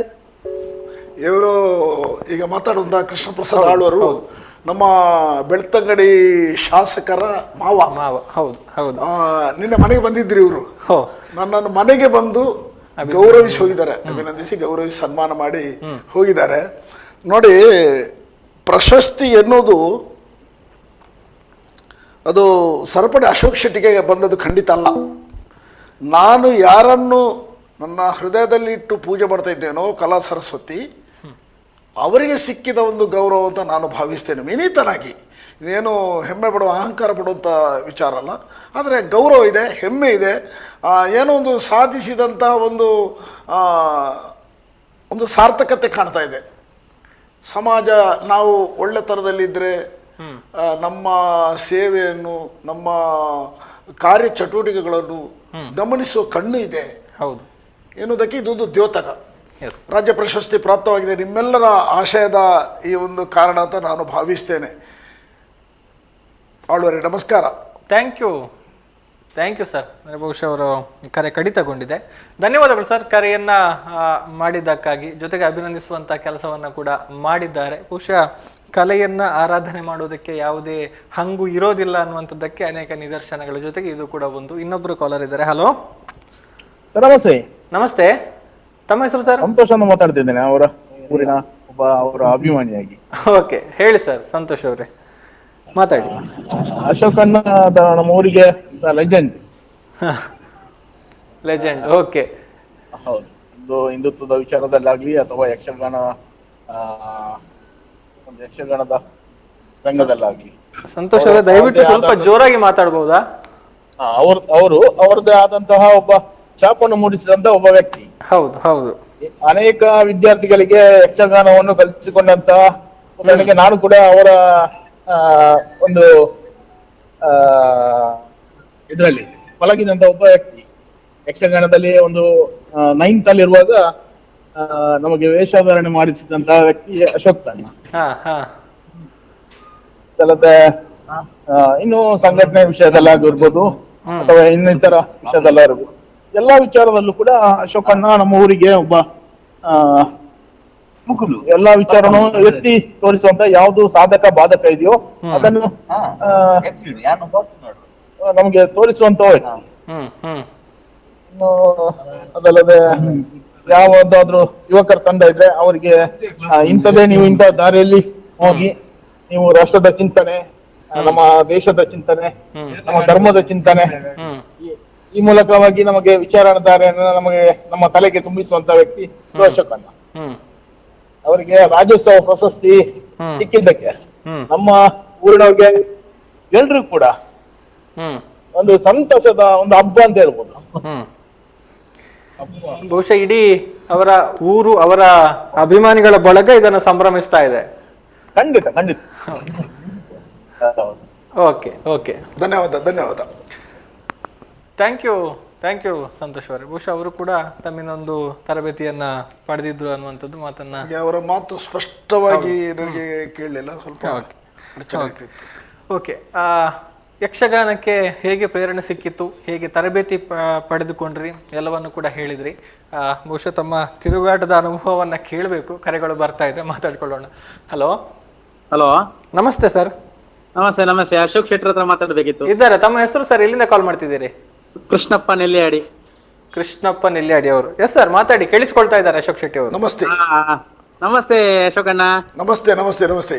ಬಾರಿ ಒಂಜಿ ಪುಗಾರ್ತದ ಒಂಜಿ ಪ್ರಶಸ್ತಿನ ಕೊಣತ್ತಾರ ಅಶೋಕಣ್ಣ. ಬ್ಯಾನ್ ಮಣಿ ತಿಂಚೀರೆ ಕಾಲ್ ಮಲ್ತೊಂದಿತ್ತೆ ಬಿಸಿ ತರದೋಜುಡು ಇದು ಪಾತ್ರೆ ಪಂಡ ಮೊರನೆ ದಿಂಚಿ ಕರೆತ್ತ ಸುರಿಮಳೆ ವ್ಯಕ್ತಪಡಿಸನಾಗ ಯಾನಕ್ಲೆ ಪ್ರತಿಕ್ರಿಯೆ ಮಸ್ತ್ ಜನ ಕೊರ್ರೆ ಆತಿಜಿ ದಯಪಂಡ ಇತ್ತಲ ಅಭಿನಂದನದ ಕರೆ ಬತ್ತೊಂದುಂಡು. ಸಾರಿ ಪಾತಿರ್ಬೆ ಅಶೋಕಣ್ಣ ಇರ್ನ ಅಭಿಮಾನಕ್ಕೆ ಏಪಲ ಉಂಡು. ದೇವೇರ್ನ ಶ್ರೀರಕ್ಷೆ ಅಂಚನೆ ಸಸಿತ್ಲು ಭಗವತಿ ದೇವೇರನ ಆಶಯ ಇಪ್ಪಡೆ ಕಟೀಲ ಕ್ರಮಾರಂಭಿಕೆ. ಖಂಡಿತ ಖಂಡಿತ ಈ ಅಭಿಮಾನ ಪ್ರೀತಿ ಇಂಚನೆ ಇಪ್ಪಡೆ ಅವಶ್ಯಕಣ್ಣ. ಓಕೆ ಓಕೆ, ಧನ್ಯವಾದ ಧನ್ಯವಾದ. ಧನ್ಯವಾದಗಳು ಸರ್, ಧನ್ಯವಾದಗಳು ಕರೆ ಮಾಡಿದ್ದಕ್ಕೆ. ಎಸ್, ಮುಂದಕ್ಕೆ ಮೇಳದಲ್ಲಿ ತಮ್ಮ ಪಯಣ ಆರಂಭ ಆಯಿತು. ಎಲ್ಲೆಲ್ಲಿ ಹೇಗೆ ಹೇಗೆ ಮುಂದುವರಿತಾ ಬಂತು ಸರ್? ಆ ಒಂದು ನಿಮ್ಮ ಯಕ್ಷ ತಿರುಗಾಟದ ಒಂದು ಪಯಣವನ್ನು ನೆನಪಿಸಿಕೊಳ್ಳೋದಿದ್ರೆ.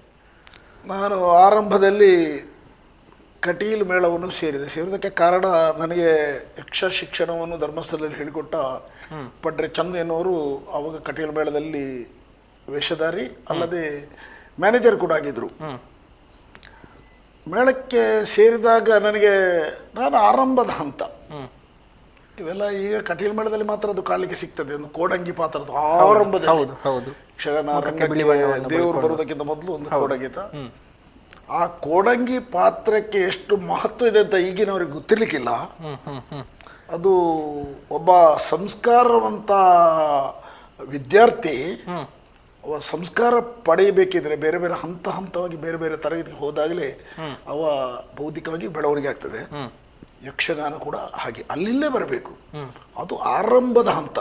ಹೆಜ್ಜೆ. ಹೌದು, ಯಾರು ಕೋಡಂಗಿ ಪಾತ್ರವನ್ನು ನಿರ್ವಹಣೆ ಮಾಡಿ ಮತ್ತೆ ನಿತ್ಯವೇಷ ಅಂತ ಇದೆ, ಮುಖ್ಯ ಸ್ತ್ರೀ ಪಾತ್ರ ಅಂತ ಇದೆ, ಆಮೇಲೆ ಕಸೆ ಸ್ತ್ರೀ ವೇಷ ಅಂತ ಇದೆ. ಅದು ಪೂರ್ವರಂಗ ಯಕ್ಷಗಾನ ಪ್ರಸಂಗ ಆರಂಭ ಆಗೋದಕ್ಕಿಂತ ಮೊದಲದ್ದು ಮುಂಚೆ. ಹೌದು, ಅದೆಲ್ಲ ಅಧ್ಯಯನ ಮಾಡಿಕೊಂಡು ಬಂದರೆ ಅವ ಒಬ್ಬ ಯಕ್ಷಗಾನದಲ್ಲಿ ಪರಿಪೂರ್ಣ ಕಲಾವಿದನ ಆಗ್ತಾನೆ. ಹಾಗೆ ನನಗೆ ಅಂತ ಸಂದರ್ಭಗಳೇ ಬಂತು ನನಗೆ ಕಟೀಲು ಮೇಳದಲ್ಲಿ. ಆವಾಗ ಕಟೀಲು ಮೇಳವನ್ನು ನಡೆಸ್ತಿದ್ದವರು ಕೀರ್ತಿಶೇಷ ಕಲ್ಲಾಡಿ ವಿಠಲ್ ಶೆಟ್ಟಿ ಅವರು. ಅವರೀಗ ಅವರ ಮಗ ಈಗ ಮೇಳವನ್ನು ನಡೆಸ್ತಾ ಇದ್ದಾರೆ. ಆವಾಗ ಕಟೀಲ್ 2 ಮೇಳ ಇತ್ತು. ನಾನು ಮೇಳಕ್ಕೆ ಸೇರುವ 2 ಮೇಳ. ನಾನು ಇರುವಾಗಲೇ ನನ್ನ 1ನೇ ತಿರುಗಾಟ ಆಗಿ 2ನೇ ತಿರುಗಾಟ ಆಗುವಾಗ ಕಟೀಲ್ 2 ಹೋಗಿ 3ನೇ ಮೇಳ ಇತ್ತು. ಅಲ್ಲಿ ಕೋಡಂಗಿ ಪಾತ್ರವನ್ನು ಮಾಡ್ತಿದ್ದಂತಹ ನನಗೆ ಅದೇ ವರ್ಷದ ಮುಕ್ತಾಯದ ಹಂತಕ್ಕೆ ಬರುವಾಗ ದೇವಿ ಮಹಾತ್ಮೆಯಲ್ಲಿ ಶಂಕದುರ್ಗರ ಪಾತ್ರ ಸಿಕ್ಕಿತು. ಆಮೇಲೆ 2ನೇ ವರ್ಷದಲ್ಲಿ ನನಗೆ ಮಧುಕೈಟಭರ ಪಾತ್ರ. ಇದು ವಿಶೇಷ ರೀತಿಯ ಬೆಳವಣಿಗೆ. ಕಟೀಲ್ ಮೇಳದಲ್ಲಿ ಅದಕ್ಕೆಲ್ಲ ಅವಕಾಶವಿಲ್ಲ. ಯಾಕಂದ್ರೆ ಸುಲಭದಲ್ಲಿ ಇಲ್ಲ ಸರ್ವತಾ ಇಲ್ಲ. ಒಬ್ಬ ಒಂದು ವೇಷವನ್ನು ಮಾಡಬೇಕಿದ್ರೆ ಅವ ಅಷ್ಟು ಅನುಭವ ಆದ ಮೇಲೆ ಅವನಿಗೆ ಬೆಳವಣಿಗೆಯನ್ನು ನೋಡಿಕೊಂಡು ಪಾತ್ರವನ್ನು ಹಂಚುತ್ತಾರೆ. ಅಲ್ಲಿ ನನಗೆ 2ನೇ ವರ್ಷದಲ್ಲಿ ಮಧುಕೈಟಭರ ಅಂದ್ರೆ ಅದು ಚಾರಿತ್ರಿಕ ವಿಚಾರ. ಯಾರಿಗಂತ ಅವಕಾಶವನ್ನು ಕೊಡುವುದೇ ಇಲ್ಲ. ಅಂದ್ರೆ ಪಳಗಬೇಕು ಆ ಪಾತ್ರವನ್ನು ಮಾಡಿ, ಹಿಂದಿನ ಬೇರೆ ಪಾತ್ರವನ್ನು ಮಾಡಿ ಅದನ್ನು ಅದರಲ್ಲಿ ಪಳಗಿ ಅವರ ರಂಗದಲ್ಲಿ ನಿಲ್ಲುವ ನಡೆ, ಮಾತಾಡುವ ಶೈಲಿ, ಪಕ್ವತೆ ಬೇಕು. ಪಕ್ವತೆ ಇಲ್ಲದಿದ್ದರೆ ಕಟೀಲ್ ಮೇಳದಲ್ಲಿ ವಿಠ್ಠಲ್ ಶೆಟ್ಟರ ದೃಷ್ಟಿಕೋನ ಹಾಗೆ. ಅವರು ಸಾಮಾನ್ಯ ಇದನ್ನೆಲ್ಲ ಒಪ್ಪಿಕೊಳ್ಳುವಂಥವರಲ್ಲ. ಅಂಥ ಸಂದರ್ಭದಲ್ಲಿ ಅವರ ಒಂದು ದೃಷ್ಟಿಗೆ ಬಿದ್ದ ನಾನು, ನನ್ನಲ್ಲಿ ಯಾವುದೋ ಒಂದು ಕಲಾಚೇತನವನ್ನು ಕಂಡಂತ ಅವರು 3 ವರ್ಷದಲ್ಲಿ ನನಗೆ ಕೊಟ್ಟಂತಹ ಅವಕಾಶಗಳು ಅವಿಸ್ಮರಣೀಯ. ಯಾವ ಕಲಾವಿದನಿಗೂ ಅಂತಹ ಸಂದರ್ಭಗಳು ಖಂಡಿತ ಬರ್ಲಿಕ್ಕಿಲ್ಲ ಅಂತ ನಾನು ಈಗಲೂ ಹೇಳ್ತೇನೆ. ಯಾವ ಕಲಾವಿದರಿಗೂ ಅಷ್ಟು ನನಗೆ ಅವಕಾಶಗಳು ಒಲಿದು ಬಂತು. ಯಾಕಂದ್ರೆ ನನ್ನಲ್ಲಿ ಅಂಥದ್ದೇನೋ ಅವರು ಕಂಡಿದ್ದಾರೆ, ನನಗೆ ಗೊತ್ತಿರಲಿಲ್ಲ. ನನ್ನಲ್ಲಿ ಅಂಥದ್ದು ಏನಿದೆ ಅಂತ ಈಗ ಕೇಳಿದ್ರೆ ನನಗೆ ಗೊತ್ತಿಲ್ಲ. ಅಂದ್ರೆ ಆ ಪಾತ್ರಕ್ಕೆ ಜೀವ ತುಂಬುವಲ್ಲಿ ನನ್ನ ಪರಿಶ್ರಮ ಅಷ್ಟು, ನಾನು ಅದರಲ್ಲಿ ತಲ್ಲೀನತೆಯನ್ನು ಹೊಂದಿದ್ದೆ. ಹಾಗಾಗಿ ನನಗೆ ಅವಕಾಶಗಳು ಕೊಟ್ಟರು. ಓಕೆ, ಮುಂದುವರಿಸೋಣ. ಇನ್ನೊಬ್ರು ಮಾತನಾಡೋದಕ್ಕೆ ಕಾಯ್ತಾ ಇದ್ದಾರೆ. ಹಲೋ ನಮಸ್ತೆ. ನಮಸ್ತೆ ಸರ್. ನಮಸ್ತೆ. ತಮ್ಮ ಹೆಸರು, ಎಲ್ಲಿಂದ ಕಾಲ್ ಮಾಡ್ತಿದ್ದೀರಾ? ಸಂತೋಷ್ ಅಂತ ಹೇಳಿ, ಅಲ್ಲಿಪಾದೆಯಿಂದ ಕಾಲ್ ಮಾಡ್ತಿದ್ದೆ. ಅಲ್ಲಿಪಾದೆಯಿಂದ? ಎಸ್ ಸರ್, ಹೇಳಿ ಸಂತೋಷ್ ಅವರೇ. ಅಶೋಕ್ ಶೆಟ್ಟಿ ಅವರಿದ್ದಾರೆ ಸರ್. ಅಭಿನಂದನೆಗಳು ತಮಗೆ. ಧನ್ಯವಾದ ಸಂತೋಷ್. ನಮ್ಮ ಭಾಗದ ಒಂದು ಕೀರ್ತಿಯನ್ನ ಇಡೀ ರಾಜ್ಯಕ್ಕೆ ನೀವು ಪಸರಿಸಿದ್ದೀರಿ. ಅದಕ್ಕೋಸ್ಕರ ಸಮಸ್ತ ನಮ್ಮ ಭಾಗದ ಜನರ ಪರವಾಗಿ ತಮಗೆ ಅಭಿನಂದನೆಗಳು. ನನಗೆ ಮಾತ್ರ ಅಲ್ಲ, ಆ ಕಲಾದೇವಿಗೂ ಒಂದು ನಮಸ್ಕಾರ ಕೊಡಿ. ನನ್ನೊಂದಿಗೆ ಕಲಾದೇವಿ ನನ್ನನ್ನು ಅಪ್ಪಿ ಹಿಡಿದದ್ದರಿಂದಾಗಿ ನನಗೆ ಅವಕಾಶ ಬಂತು. ಹಾಗಾಗಿ ಕಲಾ ಸರಸ್ವತಿಗೆ ಅದು ಸಿಕ್ಕಿದ ಒಂದು ಗೌರವ ಅಂತ ನಾವು ಭಾವಿಸಿಕೊಳ್ಳೋಣ. ಖಂಡಿತ.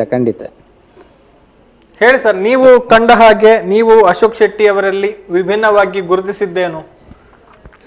ಅಲ್ಲ, ಅಶೋಕ್ ಶೆಟ್ಟಿ ಅವರು ಅಂತಂದ್ರೆ ಒಂಥರ ಅವರ ವ್ಯಕ್ತಿತ್ವವನ್ನ ವರ್ಣಿಸ್ಲಿಕ್ಕೆ ಸಾಧ್ಯ ಆಗುವುದಿಲ್ಲ. ಅದು ಏನಂತಂದ್ರೆ ಒಂದು ಇತಿಮಿತಿಗೆ ಸಿಗದಂತ ಒಂದು ವ್ಯಕ್ತಿತ್ವ.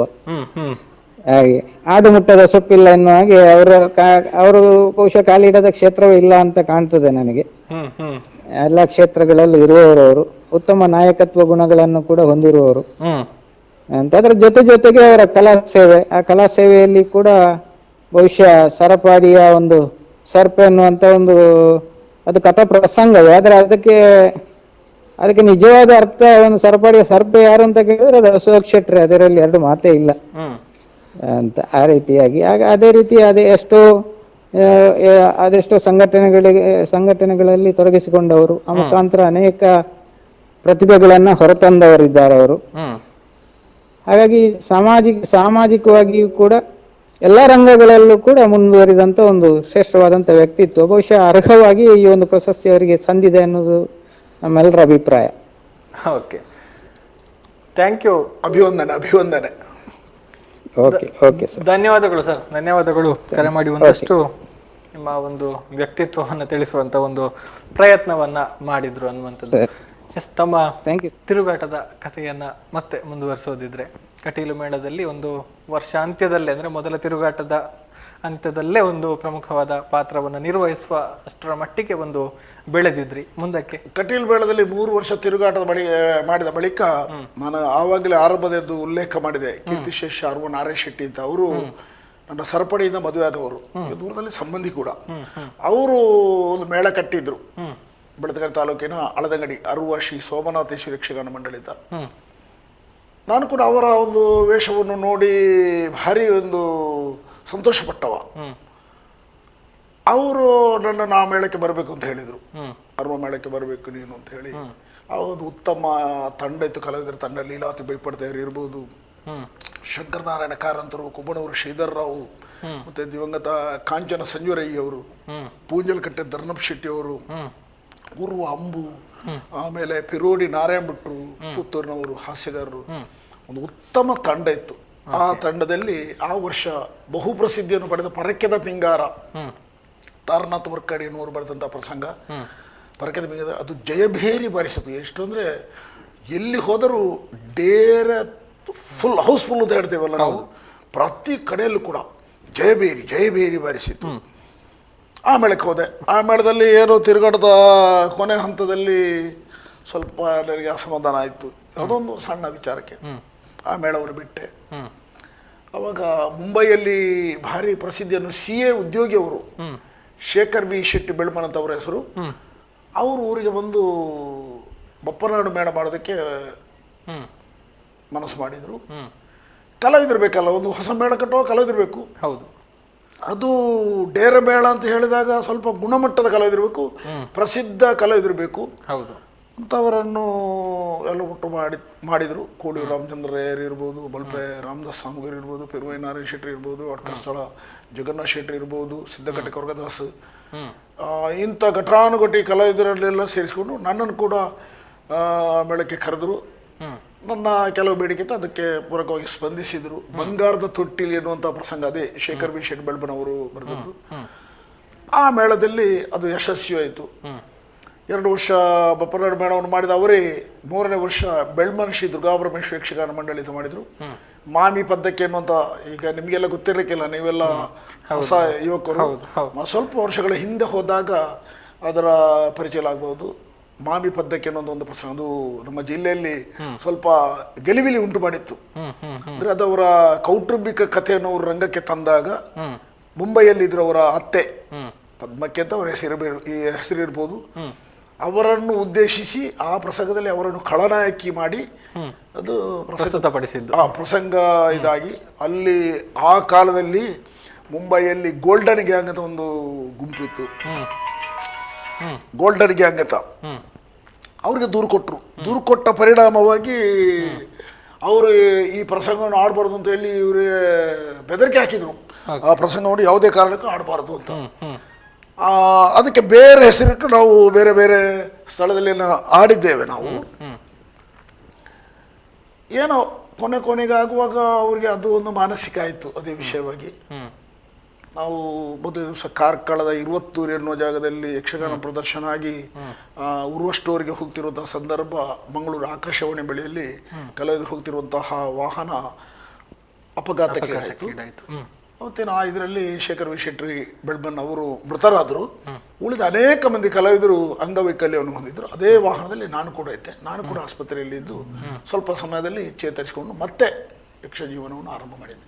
ಓಕೆ, ಬಹುಶಃ ಅದೊಂದು ಆಘಾತ, ಒಂದು ಪ್ರಕರಣ.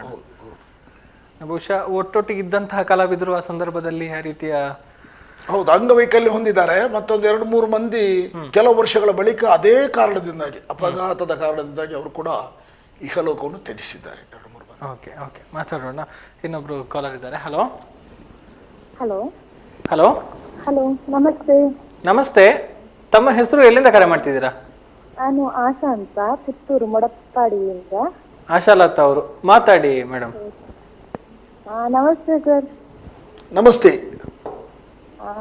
ಗೊತ್ತಾಯ್ತಾ ಅಂತ ಕೇಳ್ತಿದ್ದಾರೆ. ನಾನು ನಿಮ್ಮ ಅಭಿಮಾನಿ. ಕಳೆದ ಸಲ ಇಲ್ಲಿಗೆ ಬೆಳ್ಳಾರಿಗೆ ಆಟಕ್ಕೆ ಬಂದಿದ್ರಲ್ಲ? ಇಲ್ಲ ಇಲ್ಲ, ನಾನು ಇಲ್ಲಿ ಮೂಲೆಯಿಂದ, ಮೊಡಪಾಡಿ ಮೂಲೆಯಿಂದ. ಎಲ್ಲಿಂದ? ಮೊಡಪಾಡಿ ಮೂಲೆಯಿಂದ. ಮೊಡಪಾಡಿ ಮೂಲೆಯಿಂದ. ದಯವಿಟ್ಟು ಸ್ವಲ್ಪ ಜೋರಾಗಿ ಮಾತನಾಡಬೇಕು ಆಶಾಲತಾ ಅವರೇ, ತಮ್ಮ ಧ್ವನಿ ನಮಗೆ ಸ್ಪಷ್ಟವಾಗಿ ಕೇಳಿಸ್ತಾ ಇಲ್ಲ. ಹಲೋ, ಕೈಕಾರದಿಂದ. ಕೈಕಾರದಿಂದ. ಓಕೆ, ಮಾತಾಡಿ ಮೇಡಮ್, ಮಾತಾಡಿ. ಧನ್ಯವಾದ. ಇದು ಅಭಿನಂದನೆಗಳು ಸರ್ ನಿಮ್ಗೆ. ಅಭಿನಂದನೆಗಳನ್ನು ಸಲ್ಲಿಸ್ತಾ. ಧನ್ಯವಾದ. ಹಾಗೆ ಇನ್ನು ನಿಮಗೆ ಉತ್ತಮ ಪ್ರಶಸ್ತಿ ಇನ್ನೂ ಸಿಗ್ಲಿ, ಉತ್ತಮ ಕೆಲಸವನ್ನು ಇನ್ನೂ ನಮ್ಮ ರಾಷ್ಟ್ರ ಮಟ್ಟದಲ್ಲಿ ಹರಡ್ಲಿ ಅಂತ ನನ್ನ ಹಾರೈಕೆ.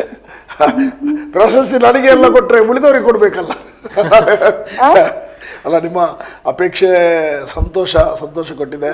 ಇರಲಿ, ಪ್ರಶಸ್ತಿ ಎನ್ನುವುದು ಅದು ಒಬ್ಬ ಕಲಾವಿದನ ಪೂರ್ಣ ಮಾನದಂಡ ಅಂತ ಹೇಳಲಿಕ್ಕೆ ಬರುವುದಿಲ್ಲ. ನಿಮ್ಮಂಥವರು ನಮಗೆ ಪ್ರಶಸ್ತಿ, ನಿಮ್ಮಂಥ ಒಂದು ಅಭಿಮಾನ ಇದ್ದು ನೀವು ಮಾತಾಡ್ತೀರಲ್ಲ, ಅದೇ ನಮ್ಮ ಕಲಾವಿದರಿಗೆ. ನಮ್ಮ ಪಾಲಿಕೆ ಪ್ರಶಸ್ತಿ ವಿಜೇತ ಡಾಕ್ಟರ್ ರಾಜ್ಕುಮಾರ್ ರವರು ನಿಮ್ಮನ್ನು ಅಭಿಮಾನಿ ದೇವರು ಅಂತ ಉಲ್ಲೇಖ ಮಾಡಿದ್ದಾರೆ. ಹಾಗಾಗಿ ನೀವಿದ್ರೆ ನಾವು, ಹಾಗಾಗಿ ನೀವೇ ನಮಗೆ ದೊಡ್ಡ ಪ್ರಶಸ್ತಿ ಅಂತ ನಾನು ಭಾವಿಸ್ತೇನೆ. ಹಾಗೆ ನಿಮ್ಮ ಮಾತಿನ ಶೈಲಿ ಕೂಡ ತುಂಬಾ ಉತ್ತಮ. ಇದರಿಂದ ಯಕ್ಷಗಾನದಲ್ಲಿ ಕೂಡ ತುಂಬಾ ಉತ್ತಮ ಮಾತುಗಾರಿಕೆಯಲ್ಲಿ ಕೂಡ ಪ್ರಸಿದ್ಧಿ ಹೊಂದಿದ್ದೀರಿ ಅಲ್ಲ, ಹಾಗೆ ತುಂಬಾ ಖುಷಿ ಆಗ್ತಿದೆ.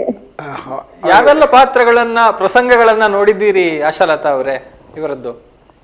ನಾನು ಕೆಲವು ನೋಡಿದ್ದೇನೆ, ಆದ್ರೆ ಇತ್ತೀಚೆಗೆ ನನ್ಗೆ ಅಂದ್ರೆ ನಾನು ಯಕ್ಷಗಾನ ಕಡಿಮೆ ನೋಡುದು. ಮೊದ್ಲೆಲ್ಲ ತುಂಬಾ ನೋಡ್ತಾ ಇದ್ದೆ, ತುಂಬಾ ಅಭಿಮಾನಿ ಅವ್ರದ್ದು.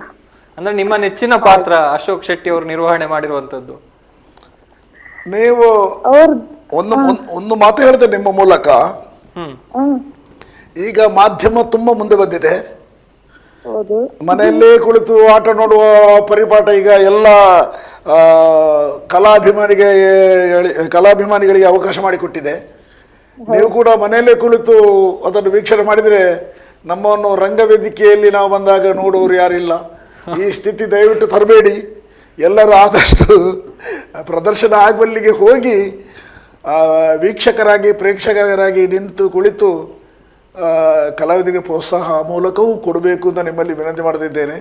ಈಗಿನ ಈ ಕಾಲಕ್ಕೆ ಅನುಗುಣವಾಗಿ ಹೌದು, ಮನೆಯಲ್ಲೇ ತುಂಬ ಕೆಲಸ ಚಟುವಟಿಕೆಗಳು ಇರ್ತದೆ, ಆದರೆ ಆ ಒಂದು ಅನುಭವ, ರಸ ನಿಮಿಷದ ಅನುಭವ, ಅಲ್ಲಿ ರಂಗದಲ್ಲಿ ನೇರ ನೋಡಿದಷ್ಟು ಒಂದು ಸಂತೋಷ ಅದು ಹೃದಯಕ್ಕೆ ತಟ್ಟುವುದಿಲ್ಲ. ಕೇವಲ ಒಂದು ಕಾಟಾಚಾರಕ್ಕೆ ನೋಡ್ಬೋದು ಅಷ್ಟೇ ಹೊರತು ಅದರಿಂದ ತುಂಬ ಪರಿಣಾಮ ಸಿಗೋದು ಕಡಿಮೆ ಅಂತ ನನ್ನೊಂದು ಅನಿಸಿಕೆ. ನೋಡಿ, ಸಂದರ್ಭ ಇದ್ದಾಗ ಬನ್ನಿ, ಆದಷ್ಟು ಕಲಾವಿದರು ಪ್ರೋತ್ಸಾಹ ಮಾಡಿ. ಥ್ಯಾಂಕ್ ಯು ಆಶಾಲತಾ ಅವರೇ. ಅಂದರೆ ಬಹುಶಃ ಕಲಾವಿದರಿಗೆ ಅಲ್ಲಿ ಪ್ರೇಕ್ಷಕರು ಅಂದರೆ ವೇದಿಕೆಯ ಮುಂದೆ ಸಭಿಕರಿದ್ದಾಗಂತ ಆಗುವಂಥ ಒಂದು ಅನುಭವ ಅಥವಾ ಆ ಸಂದರ್ಭದಲ್ಲಿ ಸಿಗುವಂತಹ ಸ್ಫೂರ್ತಿ ಅದು ಇಂದಿನ ದಿನಗಳಲ್ಲಿ ಕಡಿಮೆ ಆಗ್ತಾ ಇದೆ ಅನ್ನುವಂಥದ್ದು ಹೇಳಿರುವಂಥದ್ದು. ಈ ಕೊರಗು ಕಲಾವಿದರಾದ ನಮಗೆ ಇದ್ದೇ ಇದೆ. ಈಗ ಎಲ್ಲ ಮನೆಯಲ್ಲಿ ಕುಳಿತು ನೋಡ್ತಾರೆ, ಲೈವ್ ಲೈವ್ ಅಂತ ಕೊಟ್ಟಾಗ ಮನೆಯಲ್ಲೇ ಕಾಣಲಿಕ್ಕೆ ಸಿಗ್ತದೆ. ಆವಾಗ ಇದರ ಪರಿಣಾಮ ಏನಾಗ್ತದೆ ಅಂದರೆ ಕ್ರಮೇಣ ಕಲಾವಿದತನ ಮುರುಟಿ ಹೋಗೋದಕ್ಕೆ ಸಾಧ್ಯತೆ ಇದೆ. ಓಕೆ, ಸೊ ಬದಲಾವಣೆಗಳ ಬಗ್ಗೆ ಮತ್ತೆ ಮಾತನಾಡೋಣ. ಜೊತೆಗೆ ತಮ್ಮ ಒಂದು ಮುಂದಿನ ತಿರುಗಾಟದ ಒಂದು ದಿನಗಳನ್ನು ಕೂಡ ಮತ್ತೆ ಮೆಲುಕು ಹಾಕುವಂಥ ಒಂದು ಕಾರ್ಯಕ್ರಮ ಮಾಡೋಣ. ಆದರೆ ಅದಕ್ಕೂ ಮುನ್ನ ಒಂದು ಸಣ್ಣ ವಿರಾಮ ತಗೊಂಡು ವಾಪಸ್ ಬರೋಣ. ಕಾರ್ಯಕ್ರಮ ಮುಂದುವರಿಯುತ್ತೆ, ಮಾತುಕತೆಯನ್ನು ಮುಂದುವರಿಸ್ತೇವೆ ಒಂದು ಸಣ್ಣ ವಿರಾಮದ ನಂತರ.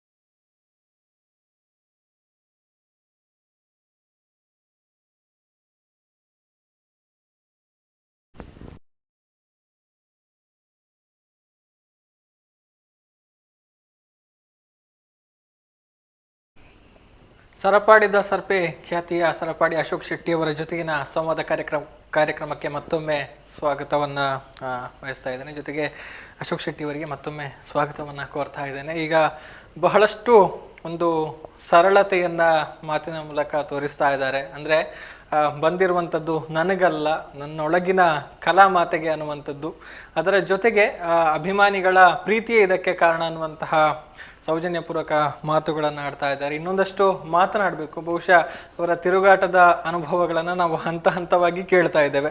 ಸರ್, ಮುಂದಕ್ಕೆ ಹೇಗಾಯಿತು? ಆ ಒಂದು ದುರ್ಘಟನೆಯ ಬಳಿಕ ಹೇಗೆ ಆ ಆಘಾತದಿಂದ ಹೊರಬಂದ್ರಿ? ಮುಂದಕ್ಕೆ ಏನಾಯಿತು ಅಂತ? ಆ ಬಳಿಕ ಆಸ್ಪತ್ರೆಯಲ್ಲಿ ಚೇತರಿಸಿಕೊಳ್ಳುವಂಥ ಸಂದರ್ಭದಲ್ಲಿ ಕದ್ರಿ ಮೇಳದ ವ್ಯವಸ್ಥಾಪಕರಾದಂತಹ ದಿವಂಗತ ಕರ್ನೂರು ಕೊರಗಪ್ರಯ್ಯವರು ಬಂದರು. ಆವಾಗ ಹಸಿದ ಹೊಟ್ಟೆ, ಅಂದರೆ ಬೆಳಗಿನ ಯಾವುದೇ ಉಪಹಾರ ಆಗಿರಲಿಲ್ಲ. ಒಂದು ಕಡೆಯಲ್ಲಿ ಹಸಿವಿದೆ. ಮನೆಯವರು ಬರಬೇಕಿದ್ರೆ ಅವರಿಗೆ ಸುದ್ದಿ ಸಿಕ್ಕಿದೆಯೋ ಇಲ್ಲೋ ಗೊತ್ತಿಲ್ಲ. ಮಂಗಳೂರಿನ ಸರ್ಕಾರಿ ವೆನ್ಲಾಕ್ ಆಸ್ಪತ್ರೆಯಲ್ಲಿ ನಮ್ಮನ್ನೆಲ್ಲ ಸೇರಿಸಿದ್ರು. ಹಸಿವು. ಆವಾಗ ಕರ್ನೂರು ಕೊರಗಪ್ರಯ್ಯವರಿಗೆ ವರ್ತಮಾನ ಸಿಕ್ಕಿ ಅವರು ಬಂದರು ಆಸ್ಪತ್ರೆಗೆ. ಬಂದಾಗ ಅಲ್ಲಿ ಅವರು ತನ್ನ ಕಿಸೆಯಿಂದ ತೆಗೆದು 100 ರೂಪಾಯಿ ಕೊಟ್ಟರು. ಆ 100 ರೂಪಾಯಿ ಅದು ಅದಕ್ಕೆ ಮೌಲ್ಯ ಕಟ್ಟಲಾರದ ಹಣವಾಗಿತ್ತು ಆ ಸಂದರ್ಭ. ಆ ಋಣ ನನ್ನನ್ನು ಬಾಧಿಸ್ತಿತ್ತು.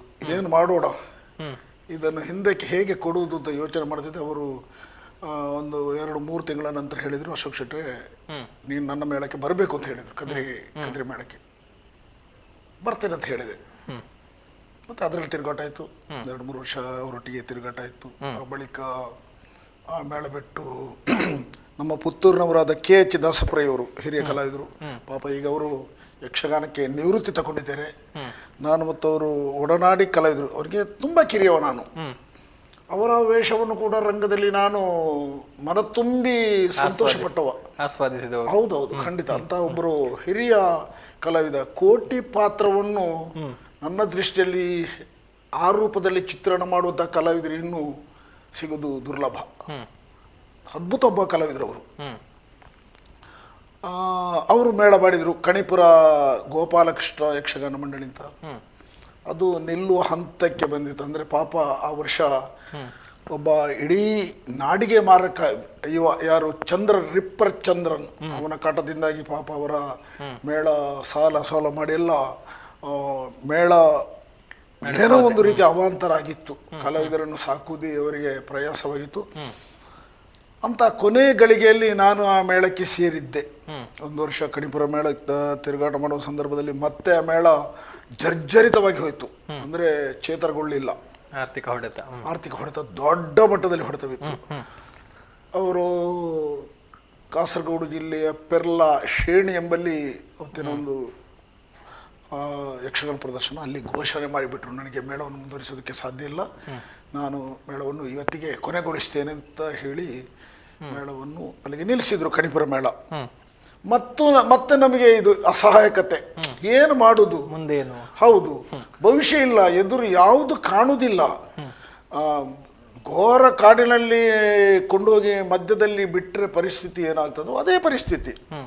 ಆದರೆ ಕಲಾ ಸರಸ್ವತಿ ಒಬ್ಬ ಆರಾಧಕರನ್ನು ಕೈ ಬಿಡುವುದಿಲ್ಲ ಎನ್ನುವುದಕ್ಕೆ ನಿದರ್ಶನವಾಗಿ ಎಷ್ಟೋ ನನಗೆ ಅನುಭವಕ್ಕೆ ಬಂದಿದೆ. ಪುತ್ತೂರು ಶ್ರೀಧರ ಭಂಡಾರಿ ಅವರು, ಇಲ್ಲಿನವರೇ, ಅವರು ಕಾಂತಾವರ ಮೇಳ ಅಂತ ಒಂದು ಮೇಳ ಮಾಡಿದರು. ಅದಕ್ಕೆ ಕರೆದರು, ನೀನು ನಮ್ಮ ಮೇಳಕ್ಕೆ ಬರಬೇಕು ಅಂತ. ಅಲ್ಲಿ ಹೋದೆ. ಅಲ್ಲಿ ಮರ್ಲೆದಿ ಮಾಚಕ್ಕೆ ಎನ್ನುವಂಥ ಆ ವರ್ಷದೊಂದು ಪ್ರಸಂಗ ಜಯಭೇರಿ ಬಾರಿಸಿತು. ಜಯಭೇರಿ ಡೇರೆ ಮೇಳ, ಅದೆಲ್ಲ ಅವೆಲ್ಲ ಡೇರೆ ಮೇಳಗಳೇ. ಹಣ ಕೊಟ್ಟೆ ಆಟ ನೋಡಬೇಕು, ಉಚಿತವಾಗಿ ಟಿಕೆಟ್ ಪಡೆದು. ಹೌದು, ಅಂತ ಸಂದರ್ಭ. ಅವರು ಕೂಡ ಮೇಳವನ್ನು ನಾನು 1 ವರ್ಷ ತಿರುಗಾಟ ಮಾಡಿ ಸ್ವಲ್ಪ ಅಸಮಾಧಾನದಿಂದ ಆ ಮೇಳದಿಂದ ಹೊರಗೆ ಬಂದೆ.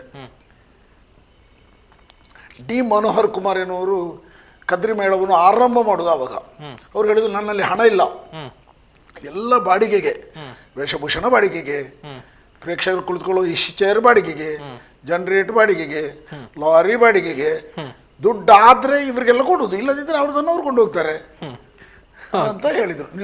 ನೀವು ಬರಬೇಕು ಅಂತ ಉಂಟು, ನೀವು ಬಂದರೆ ಒಳ್ಳೆಯದು. ನಾನಲ್ಲಿ ಅಡ್ವಾನ್ಸ್ ಕೊಡುವ ಮುಂಗಡ, ಆವಾಗ ಕಲಾವಿದರು ಒಂದು ಮುಂಗಡ ಕೊಡುವ ಕ್ರಮ ಇತ್ತು. ಮುಂಗಡ ಕೊಡುವಂಥದ್ದು ನನ್ನಲ್ಲಿ ಹಣ ಇಲ್ಲ, ಬಂದರೆ ಹಾಗೆ ಮುಂದೆ ಹೋದರೆ ಹೋಯಿತು, ಇಲ್ಲದಿದ್ದರೆ ನಡೀಲಿಲ್ಲ. ಇಲ್ಲ ಅಂದರೆ ನಾನು ಅಲ್ಲಿಗೆ ಬಿಟ್ಟು ನಾನು ನನ್ನ ಊರಿಗೆ ಹೋಗ್ತೀನಿ, ಯಾರಿಗೂ ಸಿಗುವುದಿಲ್ಲ ಅಂತ ಹೇಳಿ ಮೇಳ ಮಾಡಿದರು, ಕದ್ರಿ ಮೇಳ. ಆ ಮೇಳ ಒಂದಕ್ಕೊಂದು ಪ್ರಸಂಗಗಳು ವರ್ಷದಿಂದ ವರ್ಷಕ್ಕೆ ಅದು ಕೂಡ ಜಯಭೇರಿಯನ್ನು ಬಾರಿಸಿದ್ದು. ಅದರಲ್ಲಿ ಒಂದು 7 ವರ್ಷ ತಿರುಗಾಟ ಮಾಡಿದೆ ಕದ್ರಿ ಮೇಳದಲ್ಲಿ. ಅಷ್ಟೊತ್ತಿಗೆ ಮತ್ತೆ ಕಿಶನ್ ಹೆಗಡೆಯವರು ಮಂಗಳದೇವಿ ಮೇಳ ಮಾಡಿದರು. ಕಲಾವಿದರಿಗೆ ಸಣ್ಣ ಪುಟ್ಟ ಸಮಸ್ಯೆಗಳು ಬರ್ತದೆ, ಬಂದಾಗ ಮನಸ್ತಾಪ ಆಗ್ತದೆ. ಮನಸ್ತಾಪ ಆದಾಗ ಒಂದು ಬೇರೆ ದಾರಿ ಕಂಡಾಗ ಆ ದಾರಿಯಲ್ಲಿ ಹೋಗುದು, ಅದರಲ್ಲಿ ಲಾಭ ನಷ್ಟ ಅದರ ಪ್ರಶ್ನೆ ಇಲ್ಲ. ಒಟ್ಟು ತನ್ನ ಒಂದು ಅಸ್ತಿತ್ವ ಉಳಿಬೇಕಲ್ಲ, ಅಸ್ತಿತ್ವಕ್ಕಾಗಿ ಆವಾಗ ಯಾರು ಕರೆ ಮಾಡ್ತಾರೆ, ನೇರ ಹೋಗುದು. ಅವಕಾಶ ಇದ್ದಾಗ ಅಲ್ಲಿಗೆ ಹೋಗುದು. ಅವಕಾಶ ಇದ್ದಾಗ ಹೋಗುದು ಎನ್ನುವುದಕ್ಕೆ ಇನ್ನೂ ಒಂದು ಕಾರಣ ಇದೆ. ಕೇವಲ ಅವಕಾಶಕ್ಕಾಗಿ ಹೋಗುದಲ್ಲ, ಯಕ್ಷಗಾನದಲ್ಲಿ ಮತ್ತೊಂದು ಪರಂಪರೆ ಇದೆ. ಹೇಗಂದ್ರೆ ಆ ಬಗ್ಗೆ ಮಾತಾಡೋಣ. ಮಲ್ಲಿಗೆ ತಾಂತ್ರಿಕ ದೋಷಗೂ ದಾತವಲ್ ಪರ್ಲಾ ಬೀಜಿ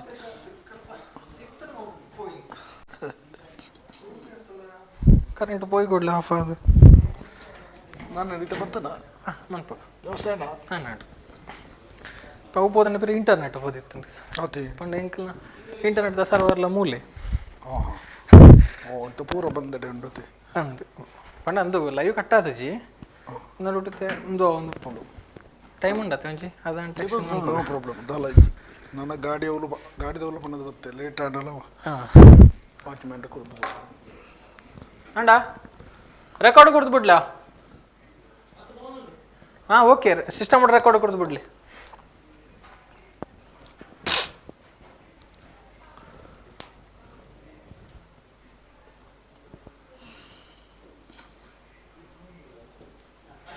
ಹಲೋ ಹಲೋ ಇಜ್ಜಿ ಹಲೋ ಹಲೋ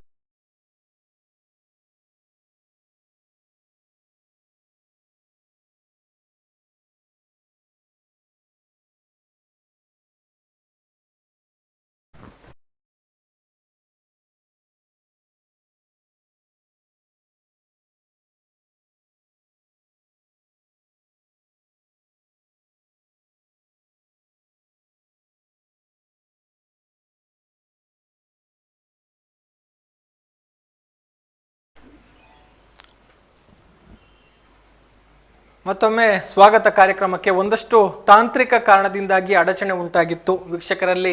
ಈ ನೆಲೆಯಲ್ಲಿ ಕ್ಷಮೆಯನ್ನ ಯಾಚನೆ ಮಾಡ್ತಾ ಇದ್ದೇವೆ. ಬಹುಶಃ ಅಶೋಕ್ ಶೆಟ್ಟಿ ಅವರ ಜೊತೆಗೆ ಮಾತನಾಡುವಂಥದ್ದು ಬಹಳಷ್ಟಿದೆ, ಕರೆಗಳು ಕೂಡ ಬರ್ತಾ ಇತ್ತು. ನಡುವೆ ಉಂಟಾದಂತಹ ತಾಂತ್ರಿಕ ಅಡಚಣೆಗಾಗಿ ವಿಷಾದವನ್ನು ಮತ್ತೊಮ್ಮೆ ವ್ಯಕ್ತಪಡಿಸ್ತಾ ಸರ್ ಮಾತುಕತೆಯನ್ನ ಮುಂದುವರಿಸೋಣ. ಬಹುಶಃ ಅವಕಾಶಗಳು ಸಿಕ್ಕಿದ ಹಾಗೆ, ಜೊತೆಗೆ ಕಲಾವಿದನಿಗೆ ಸೂಕ್ತವಾದ ವೇದಿಕೆ ಸಿಗುವಂತಹ ನೆಲೆಯಲ್ಲಿ ಅದನ್ನ ಸಿಕ್ಕಂತ ಕಡೆಗಳಲ್ಲಿ ಎಲ್ಲೆಲ್ಲಿ ಸೂಕ್ತವಾದ ವೇದಿಕೆ ಸಿಕ್ಕಿದೋ ಅಲ್ಲೆಲ್ಲವೂ ಕೂಡ ತಮ್ಮ ತಿರುಗಾಟ ಮುಂದುವರಿಯಿತು. ಮುಂದಕ್ಕೆ ಸಾಗಿದ ಹಾದಿ.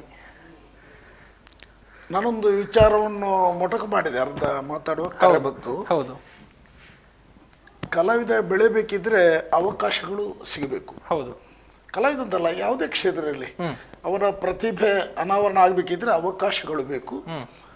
ನಮ್ಮ ಕಲೆ ವಿಭಾಗಕ್ಕೆ ಬಂದಾಗ ರಂಗವೇದಿಕೆ ಬೇಕು. ರಂಗವೇದಿಕೆ ಸೂಕ್ತವಾದಂಥ ಸ್ಥಳ, ಅದು ಎಲ್ಲಿ ಸಿಗ್ತದೆ ಅನ್ನೋದನ್ನು ಹುಡುಕಿಕೊಂಡು ಹೋಗ್ತಾನೆ ಒಬ್ಬ ತುಡಿತಾ ಇದ್ದವ. ಆ ಯಕ್ಷಗಾನದಲ್ಲಿ ಒಂದು ಪರಂಪರೆಯಲ್ಲಿ ಕ್ರಮ ಹೇಗಿತ್ತಂದ್ರೆ, ಒಬ್ಬ ಕಲಾವಿದ ಕೃಷ್ಣ, ಒಂದು ಉದಾಹರಣೆಗೆ ಶ್ರೀಕೃಷ್ಣ ಪಾತ್ರವನ್ನು ಮಾಡುವಂಥ ಒಂದು ಮೇಳದಲ್ಲಿ ಒಬ್ಬ ಕಲಾವಿದ ಇದ್ರೆ, ಅವ ವಯಸ್ಸಾಗಲಿವರೆಗೆ ಆ ಪಾತ್ರಕ್ಕೆ ಅವನೇ, ಆ ಸ್ಥಾನಕ್ಕೆ ಅವನೇ ಎನ್ನುವುದು ಒಂದು ನಿಶ್ಚಯ ಆಗಿರ್ತದೆ. ಹೌದು, ಕೃಷ್ಣ ಕಳೆದ ವರ್ಷ ಯಾರು ಮಾಡಿದ್ರು ಇವರು, ಅದೇ ಅದೇ ಅದೇ ಮುಂದುವರಿದು ಹೋಗುದು. ಆವಾಗ ಏನಾಗ್ತದೆ ಅಂದರೆ, ಹೊಸ ಪೀಳಿಗೆಗಳಿಗೆ ಅವಕಾಶಗಳು ಇಲ್ಲದಾಗಿ ಹೋಗ್ತದೆ. ವರ್ಷಗಳು ದಾಟಿ ಮುಂದೆ ಹೋಗ್ತಾ ಇರ್ತದೆ, ಅವರಿಗೆ ಅವಕಾಶಗಳಿಲ್ಲ. ಅಂದರೆ ಇವ ಬಿಟ್ಟು ಕೊಡೋದಿಲ್ಲ. ಹಿರಿಯ ಕಲಾವಿದ ಬೇರೆಯವ್ರಿಗೆ ಅವಕಾಶ ಕೊಡಿ, ನನಗೆ ಅದು ಬೇಡ ಅಂತ ಹೇಳುವುದಿಲ್ಲ. ಎಲ್ಲಿವರೆಗೆ ಅಂದರೆ 90 ವರ್ಷ ವಯಸ್ಸಾದರೂ ಕೂಡ ನಾನು ಈಗಲೂ ಬಾಲಲೀಲೆ ಶ್ರೀಕೃಷ್ಣ ಮಾಡ್ತೇನೆ ಎನ್ನುವಂಥ ಮನೋಭಾವನೆ ಕೆಲವರಿಗೆ ಬಹುತೇಕ. ಹಾಗೆ ಸಂಪ್ರದಾಯವೇ ಇತ್ತು ಆ ಪಾತ್ರವನ್ನು ಮಾಡುವ. ನೀವೆಲ್ಲ ಕೇಳಿರ್ಬೋದು, ಕಟೀಲ್ ಬಳದಲ್ಲಿ ದೇವಿ ಪಾತ್ರಧಾರಿ ಇಂಥವ್ರು ಅಂತ ಹೇಳಿದ್ರೆ ಅವ್ರಿಗೆ ಫಿಕ್ಸ್ ಅದು, ಅದನ್ನು ಬದಲಾವಣೆ ಮಾಡಲಿಕ್ಕೆ ಇಲ್ಲ ಎನ್ನುವಂಥ ಒಂದು ಅಲಿಖಿತವಾದ ನಿಯಮ ಇತ್ತು. ಆವಾಗ ನಮ್ಮಂಥ ಒಂದು ತುಡಿತ ಇರುವಂಥ ಕಲಾವಿದರು ಏನು ಮಾಡ್ತೇವೆ ಅಂದರೆ, ಬೇರೆ ಹೊಸ ಮೇಳ ಮಾಡಿದಾಗ ಅಲ್ಲಿ ಅವಕಾಶಗಳು ಹೆಚ್ಚು ಸಿಗ್ತದೆ. ಎನ್ನುವ ಕಾರಣಕ್ಕಾಗಿ ನಾವು ಮೇಳದಿಂದ ಮೇಳಕ್ಕೆ ಬೇರೆ ಬೇರೆ ಮೇಳಕ್ಕೆ ಹೋಗುವಂಥ ಅನಿವಾರ್ಯತೆ ಸೃಷ್ಟಿ. ಒಂದೇ ಮೇಳಕ್ಕೆ ಸೀಮಿತವಾಗಿ ಅಲ್ಲೇ ತನ್ನ ಬದುಕನ್ನು ಕಟ್ಟಿಕೊಳ್ಳುವಂಥ ಒಂದು ಸಂಕುಚಿತ ಮನಸ್ಸಲ್ಲ ನಮ್ಮದು. ವಿಶಾಲವಾಗಿ ಓಡಾಡಬೇಕು. ನಮಗೆಲ್ಲ ವೇದಿಕೆ ಸಿಕ್ಕಿದಷ್ಟು ಬೇಕು. ಹೌದು ಹೌದು ಎನ್ನುವ ಆ ಕಾರಣದಿಂದ ಮೇಳದಿಂದ ಮೇಳಕ್ಕೆ ಬೇರೆ ಬೇರೆ ಮೇಳಕ್ಕೆ ಹೋಗುವ ಉದ್ದೇಶ ಅದೇ ಆಗಿತ್ತು ಹೊರತು ಒಟ್ಟು ಬೇರೆ ಬೇರೆ ಮೇಳಕ್ಕೆ ಹೋಗಿ ಏನೋ ರಂಪರಾಮಾಯಣ ಮಾಡುವಂಥ ಉದ್ದೇಶ ಅಲ್ಲ. ನಮ್ಮ ಬೆಳವಣಿಗೆ ದೃಷ್ಟಿಯಿಂದ ಹಾಗೆ ಬೇರೆ ಬೇರೆ ಮೇಳಕ್ಕೆ ಹೋಗುವಂಥ ಅನಿವಾರ್ಯತೆ ಬಂತು. ಅದರೊಂದಿಗೆ ನೋಡಿ, ಅದೊಂದು ಯೋಗ ಅಂತ ಹೇಳ್ಬೋದು. ಮೇಳ, ಹೊಸ ಮೇಳವನ್ನು ಕಟ್ಟುವಂಥ ಒಂದು ಸವಾಲು ಎದುರಾದಾಗ ಅದನ್ನು ಸ್ವೀಕರಿಸಿ. ಅದು ಸಣ್ಣ ಸವಾಲಲ್ಲ. ಒಂದು ಮೇಳ, ಯಕ್ಷಗಾನ ಮೇಳ ಕಟ್ಟುವುದಂದ್ರೆ ಅದು ಸುಲಭದ ಮಾತಲ್ಲ. ಅದಕ್ಕೂ ಕೈ ಹಾಕಿ ಅದರಲ್ಲಿ ಯಶಸ್ವಿಯಾಗಿ ಮತ್ತೆ ಅದಕ್ಕೂ ಕಾರಣ ಇದೆ. ಮೇಳವನ್ನು ನಿಲ್ಲಿಸೋದಕ್ಕೂ ಬೇರೆ ಕಾರಣಗಳಿದೆ. ಈಗ ಅವಕಾಶ ಇದ್ರೆ ಅದನ್ನು ಹೇಳ್ಬೋದು. ಖಂಡಿತ ಖಂಡಿತ. ಒಬ್ಬ ಕಲಾವಿದ ಮೇಳ ಮಾಡಿದಾಗ ಏನಾಗ್ತದಂದ್ರೆ, ಉದಾಹರಣೆಗೆ ನನ್ನೊಂದಿಗೆ ಸಹೋದ್ಯೋಗಿ ಒಬ್ಬ ಇರ್ತಾರೆ. ನಾವು ಭಾರಿ ಆತ್ಮೀಯರಾಗಿರ್ತೇವೆ. ನಾವು ಒಟ್ಟಿಗೆ ಹೋಗೋದು ಬರುವುದು ಎಲ್ಲ ಒಟ್ಟಿಗೆ ಆತ್ಮೀಯತೆ ಅಂದರೆ ಅಷ್ಟು ಸಲುಗೆಯಿಂದ ಇರ್ತೇವೆ. ಆ ಸಲುಗೆ ಮೇಳದ ಯಜಮಾನ ಆದ ಬಳಿಕ ಅದನ್ನು ತಿಳ್ಕೊಳ್ಬೇಕು ಸಹ ಕಲಾವಿದ. ಈಗ ಹೊಣೆಗಾರಿಕೆ ಅವರಿಗೆ ಹೆಚ್ಚಿದೆ. ಹಿಂದಿನ ಸಲುಗೆಯಂತೆ ನಾನು ವ್ಯವಹರಿಸಬಾರದು, ಆ ಸ್ಥಾನದ ಗೌರವ ಬೇರೆ ಎನ್ನುವ ಭಾವನೆ ಅವರಿಗೆ ಇದ್ರೆ ಒಳ್ಳೇದು. ಅದು ಬರುವುದಿಲ್ಲ. ಬಾರದಿದ್ದಾಗ ಏನಾಗ್ತದೆ ಅಂದರೆ, ಸ್ವಲ್ಪ ಅವನ ಶಿಸ್ತಿನಲ್ಲಿ, ನಾನು ಶಿಸ್ತಿಗೆ ಪ್ರಾಧಾನ್ಯತೆ ಕೊಡ್ತೇನೆ ಹೆಚ್ಚು ಬಹುತೇಕ. ಯಾಕಂದರೆ ನಾನು ರಾಷ್ಟ್ರೀಯ ಸ್ವಯಂ ಸೇವಕ ಸಂಘದಲ್ಲಿ ಬೆಳೆದು ಬಂದವ. ಆ ಶಿಸ್ತು ತಪ್ಪಿದಾಗ ನಾನು ಯಾರನ್ನೂ ಕ್ಷಮಿಸುವುದಿಲ್ಲ. ಈ ಮನೋಭಾವನೆ ನನ್ನದು. ಆವಾಗ ಈ ಸನ್ಮಿತ್ರ, ಸಹೋದ್ಯೋಗಿ ಎನ್ನುವಂಥ ಭಾವನೆಯಲ್ಲಿ ಬರುವುದಿಲ್ಲ. ಶಿಸ್ತನ್ನು ಕಾಪಾಡಬೇಕು. ಯಾಕಂದರೆ ಅದೊಂದು ತಂಡ. ಆ ತಂಡದಲ್ಲಿ ಒಬ್ಬ ತಪ್ಪು ಮಾಡಿದಾಗ ಮೇಳದ ಒಬ್ಬ ಯಜಮಾನನಾಗಿ ನಾನು ಅದನ್ನು ಸಹಿಸಿಕೊಂಡು ಇನ್ನೊಂದು ತಪ್ಪು ಮಾಡ್ತಾನೆ. ಆವಾಗ ಏನಾಗ್ತದೆ, ಒಟ್ಟು ಇದಕ್ಕೊಂದು ಗತಿಗೋತ್ರ ಇಲ್ಲದಂತ ಆಗ್ತದೆ. ಯಜಮಾನನ ಇಲ್ಲದ ಮನೆ ಅಂತ ಆಗ್ತದೆ. ಹಾಗೆ ಆಗಬಾರ್ದು ಇರೋ ಕಾರಣ ಶಿಸ್ತನ್ನು ಅನುಷ್ಠಾನಕ್ಕೆ ತರುವಾಗ ಸಹ ಕಲಾವಿದರಿಗೆ ಅಸಹನೆ ಹುಟ್ಟುತ್ತದೆ. ನಿನ್ನೆವರೆಗೆ ನನ್ನ ಆತ್ಮೀಯನಾಗಿದ್ದ ಇವ ನನ್ನ ಮೇಲೆ ಒಂದು ಹೀಗೆ ಮಾತಾಡಿದ, ನನ್ನ ಮೇಲೆ ಅವನ ಒಂದು ದೃಷ್ಟಿ ಬೇರೆ ಆಗಿದೆ ಅನ್ನೋ ಭಾವನೆ ಬಂದಾಗ ಅವ ಮೇಳವನ್ನು ಬಿಟ್ಟು ಹೋಗ್ತಾನೆ. ಮೇಳ ಬಿಟ್ಟು ಹೋದಾಗ ಆ ಸ್ಥಳಕ್ಕೆ ಇನ್ನೊಬ್ಬರನ್ನು ತರುವುದು ತುಂಬ ಕಷ್ಟ. ಅದು ಅಂಗಡಿಯಲ್ಲಿ ಸಿಗುವುದಿಲ್ಲ, ಮಾರುಕಟ್ಟೆಯಲ್ಲಿ ಸಿಗುವಂಥದ್ದಲ್ಲ. ಕಲಾವಿದ ವ್ಯವಸಾಯದಲ್ಲಿ ಪ್ರಸಿದ್ಧಿಯನ್ನು ಪಡೆದಿರಬೇಕು. ಅಂತ ಪ್ರಸಿದ್ಧ ವ್ಯಕ್ತಿ ಕಲಾವಿದರು ಸಿಗದಾಗ ಮೇಳವನ್ನು ಅನಿವಾರ್ಯವಾಗಿ ನಿಲ್ಲಿಸುವಂಥ ಪರಿಸ್ಥಿತಿ ನಿರ್ಮಾಣ ಆಗಿ ಆಗ್ತದೆ. ಈ ಕಾರಣದಿಂದ ಮೇಳ ಆರಂಭ ಮಾಡಿದ್ದೇನೆ, ಗೌರವಪೂರ್ವಕವಾಗಿ ನಿಲ್ಲಿಸಿದ್ದೀವಿ. ಓಕೆ, ಅಂದ್ರೆ ಎಲ್ಲ ಸವಾಲುಗಳ ಮಜಲುಗಳನ್ನ ತಾವು ದಾಟಿದ್ದೀರಿ ಅನ್ನುವಂಥದ್ದು. ಮಾತಾಡೋಣ. ಇನ್ನೊಬ್ರು ಕಾಲರ್ ಇದ್ದಾರೆ. ಹಲೋ ಹಲೋ, ನಮಸ್ತೆ. ನಮಸ್ತೆ ಸರ್. ತಮ್ಮ ಹೆಸರು, ಎಲ್ಲಿಂದ ಕರೆ ಮಾಡ್ತಿದ್ದೀರಿ ಸರ್? ನಾನು ಸಂತೋಷ್ ಕಾರ್ಕೇರ ಅಲ್ಲಿಪಾದೆ, ಅವರಿಗೆ ಗೊತ್ತು, ಆತ್ಮೀ. ಎಸ್, ಮಾತಾಡಿ ಸರ್. ಸಂತೋಷ್. ನಮಸ್ತೆ ಸರ್. ನಮಸ್ತೆ. ನಮಸ್ತೆ ಸಂತೋಷ್, ಅಲ್ಲಿಪಾದೆ. ನಮಸ್ತೆ. ಪೂರ ದುಬೈ ಪೂರ ಮುಗಿತದಿತ್ತ ಊರ್ಡೇತ ಇತ್ತೆ ಊರಲ್ಲ ಸರ್. ಅಭಿನಂದನೆಗಳು ರಾಜ್ಯೋತ್ಸವ ಪ್ರಶಸ್ತಿ. ಧನ್ಯವಾದ ಧನ್ಯವಾದ ಧನ್ಯವಾದ ಧನ್ಯವಾದ. ಇನ್ನು ಮಧ್ಯಾಹ್ನ ಒಂಜಿ 20 ಬಾತಿರಿಯರು ಓಲು ಸುತ್ತಲ್ಲಿ ಯಾಕೊಂಜಿ ಕ್ಲಂಟರ್ ಆಯ್ತಾರೆ ಕೂದಿತ್ತೆ ಊರು ಕೇಂದ್ರ ಅದಕ್ಕೆ ಬಂಟ್ವಾಳ ಸರಪಾಡಿ ಬಂದಿದ್ದಕ್ಕೆ ಅಶೋಕ್ ಶೆಟ್ಟಿ ಅಂತ ಅಂಚ ಎಂಗ್ಲೇ ಬಾರಿ ಒಂಜಿ ಹೆಮ್ಮೆ. ಸಂತೋಷ.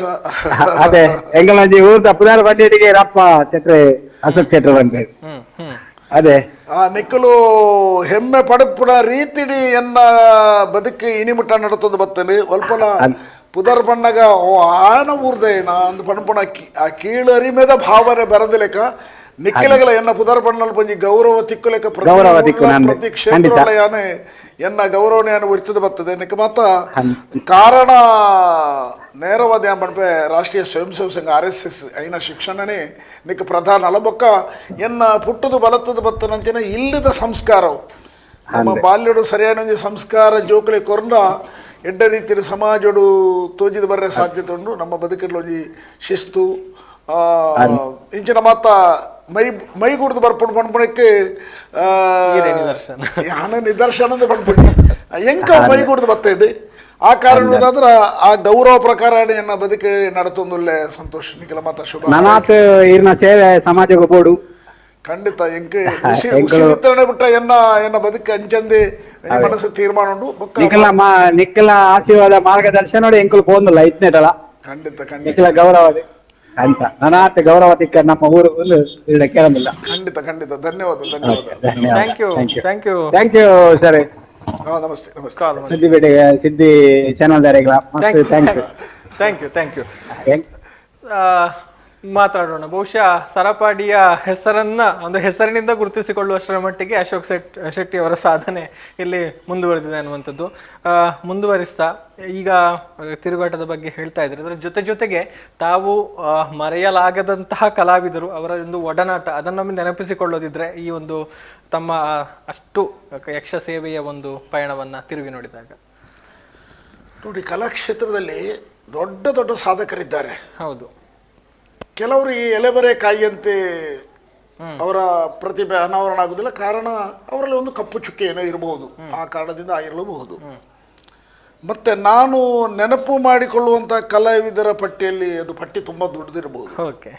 ಎಲ್ಲರೂ ಅವಿಸ್ಮರಣೀಯ ನನಗೆ. ಅದೇ ನಾನು ಈಗಾಗಲೇ ಉಲ್ಲೇಖ ಮಾಡಿದಂತೆ ಮೇಳದ ಯಜಮಾನ ಸ್ಥಾನದಲ್ಲಿ ಕಲ್ಲಾಡಿ ವಿಠಲ್ ಶೆಟ್ಟಿ ಅವರು ಇರ್ಬೋದು, ಕರ್ನೂರು ಕೊರಗಪ್ರಯ್ಯ ಅವರು ಇರ್ಬೋದು, ದಿವಂಗತ ಶೇಖರ್ ಶೆಟ್ಟಿ ಬೆಳ್ಮಣ್ಣ ಇರಬಹುದು, ಪುತ್ತೂರು ಶ್ರೀಧರ ಭಂಡಾರಿ ಅವರು ಇರ್ಬೋದು, KH ದಾಸಪ್ರಿಯ ಅವರು ಇರ್ಬೋದು. ಅದಕ್ಕಿಂತಲೂ ಇನ್ನೂ ನನ್ನ ಒಂದು ವ್ಯಕ್ತಿತ್ವಕ್ಕೆ ಒಂದು ಅಪಾರವಾದ ಅಭಿಮಾನ ಕೊಟ್ಟಂತಹ P ಕಿಶನ್ ಹೆಗಡೆ, ಪಂಚಮೇಳಗಳ ಯಜಮಾನರು. ಆಮೇಲೆ ಈಗ ನಾನು ವ್ಯವಸಾಯ ಮಾಡ್ತಿರುವಂತಹ ಭಗವತಿ ಮೇಳ, ಅದರ ವ್ಯವಸ್ಥಾಪಕರಾದಂತಹ ರಾಜೇಶ್ ಗುಜರನ್ ಇರ್ಬೋದು, ಮತ್ತು ಸಂಚಾಲಕರಾದಂತಹ ದಯಾನಂದ್ ಗುಜರನ್ ಇರ್ಬೋದು, ಭಗವತಿ ದೇವಸ್ಥಾನದ ಆಡಳಿತ ಮಂಡಳಿ ಇರ್ಬೋದು. ಇವರೆಲ್ಲ ಕಲಾವಿದರು ಎಲ್ಲರೂ ಬಿಡಿ, ತೆಂಕುದಿಟ್ಟಿನಲ್ಲಿರುವಂತಹ ಎಲ್ಲ ಕಲಾವಿದರು, ಹಿರಿಯ ಕಲಾವಿದರಿಗೆ ನಾನು ಈ ಮೂಲಕ ಶಿರಭಾಗುತ್ತೇನೆ. ಅವರ ಬಳುವಳಿ ತುಂಬ ಇರ್ಬೋದು, ನನಗೆ ಪರಿಣಾಮ ಕೊಟ್ಟದ್ದು ಇರ್ಬೋದು. ಅದೆಲ್ಲ ಅದು ಹೇಳುವಂಥದ್ದಲ್ಲ, ಹೇಳಿ ಮುಗಿಸುವಂಥದ್ದು ಅಲ್ಲ. ಖಂಡಿತ ವ್ಯಾಪ್ತಿ ತುಂಬಾ ದೊಡ್ಡದಿದೆ ಅನ್ನುವಂಥದ್ದು. ಬಹುಶಃ ಕಿರಿಯರಿಗೆ ತಮ್ಮ ಮಾರ್ಗದರ್ಶನ, ಹಿರಿಯರೊಂದಿನ ಒಡನಾಟ ಅದು ಇದೇ ರೀತಿ ಮುಂದುವರಿತಾ ಇರಲಿ ಅನ್ನುವಂಥ ಆಶಯದ ಜೊತೆಗೆ ತಮ್ಮ ಮೂಲಕ ಒಂದು ಪ್ರಸಂಗ ರಚನೆಯಾಗುತ್ತೆ. ಅದು ಒಂದು ಹಂತದಲ್ಲಿ ಲಾಠಿ ಚಾರ್ಜ್ಗೆ ಕೂಡ ಕಾರಣ ಆಗುತ್ತೆ, ಮಂಗಳೂರು ಜೊತೆಗೆ ಮುಂಬೈನಲ್ಲಿ ಕೂಡ. ಆ ಬಗ್ಗೆ ಮಾತಾಡೋಣ. ಇನ್ನೊಬ್ರು ಇದ್ದಾರೆ ಮಾತನಾಡೋದಿಕ್ಕೆ. ಹಲೋ.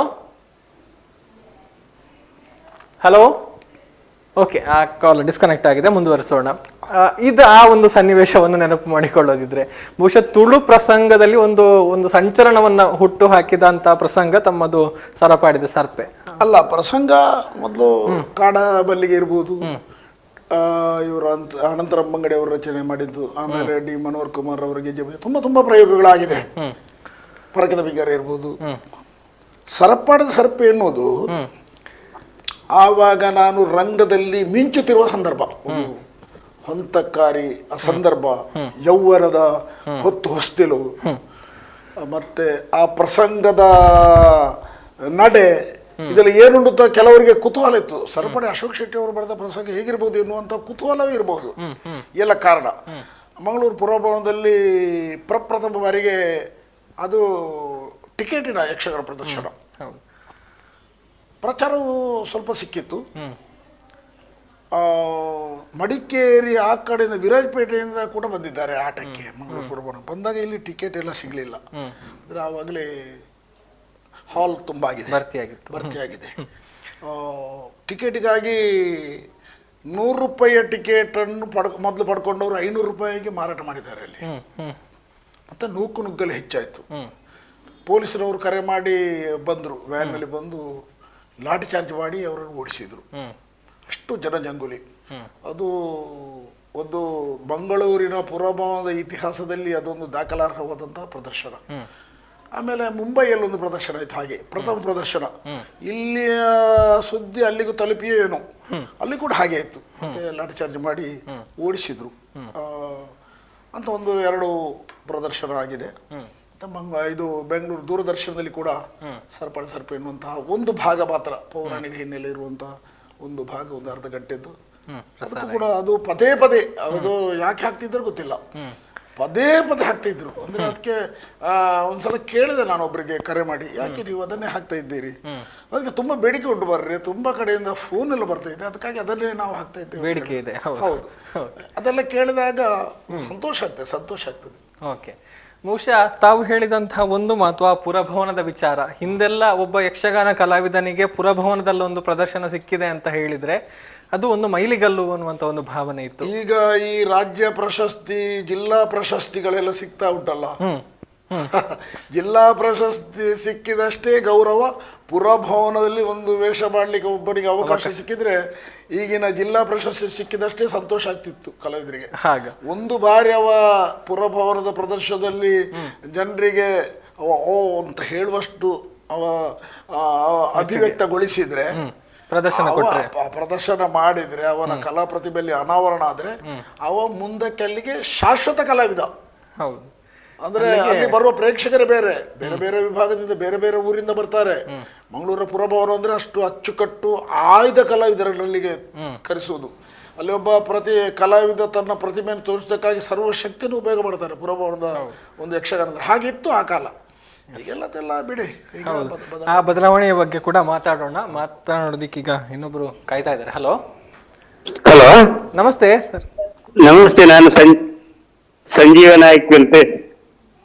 ಅಶೋಕಣ್ಣ, ಅಭಿನಂದನೆ. ಧನ್ಯವಾದ.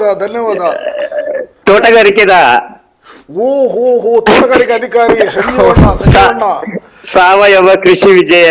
ಹೌದು, ನಮ್ಮ ಅಶೋಕಣ್ಣನ ಕೃತಿ ಆರೈಟ್ ಜೀವಾಮೃತ ಬಂದು ಪಾರ್ಟ್ ಮಲ್ತದು ಬಾರಿ ಪೊರ್ಲದ ಒಂಜಿ ಯಕ್ಷಗಾನ ಮಲ್ಪದ ಒಂಜಿ ಅಂಕ್ಲನ ತೋಟಗಾರಿಕೆದ ಆವರಣಡ್ ಅಂಚ ಅದು ಮುರಾಣಿ ದಿಂಚಿ ಕಾತಿಂಚಿ ಕತ್ತೊಂದುಲ್ಲ ಆರೆಗ್ ಒಂಜಿ ಅಭಿನಂದನೆ ಪಣದು ಈಗಿನ ಒಂಜಿ ಕಲಾ ಅದು ಬಾರಿ ಮಲ್ಲ ಎಡ್ಡೆ ಒಂಜಿ ಕೆಲಸ ಮಲ್ತೊಂದುಲ್ಲ.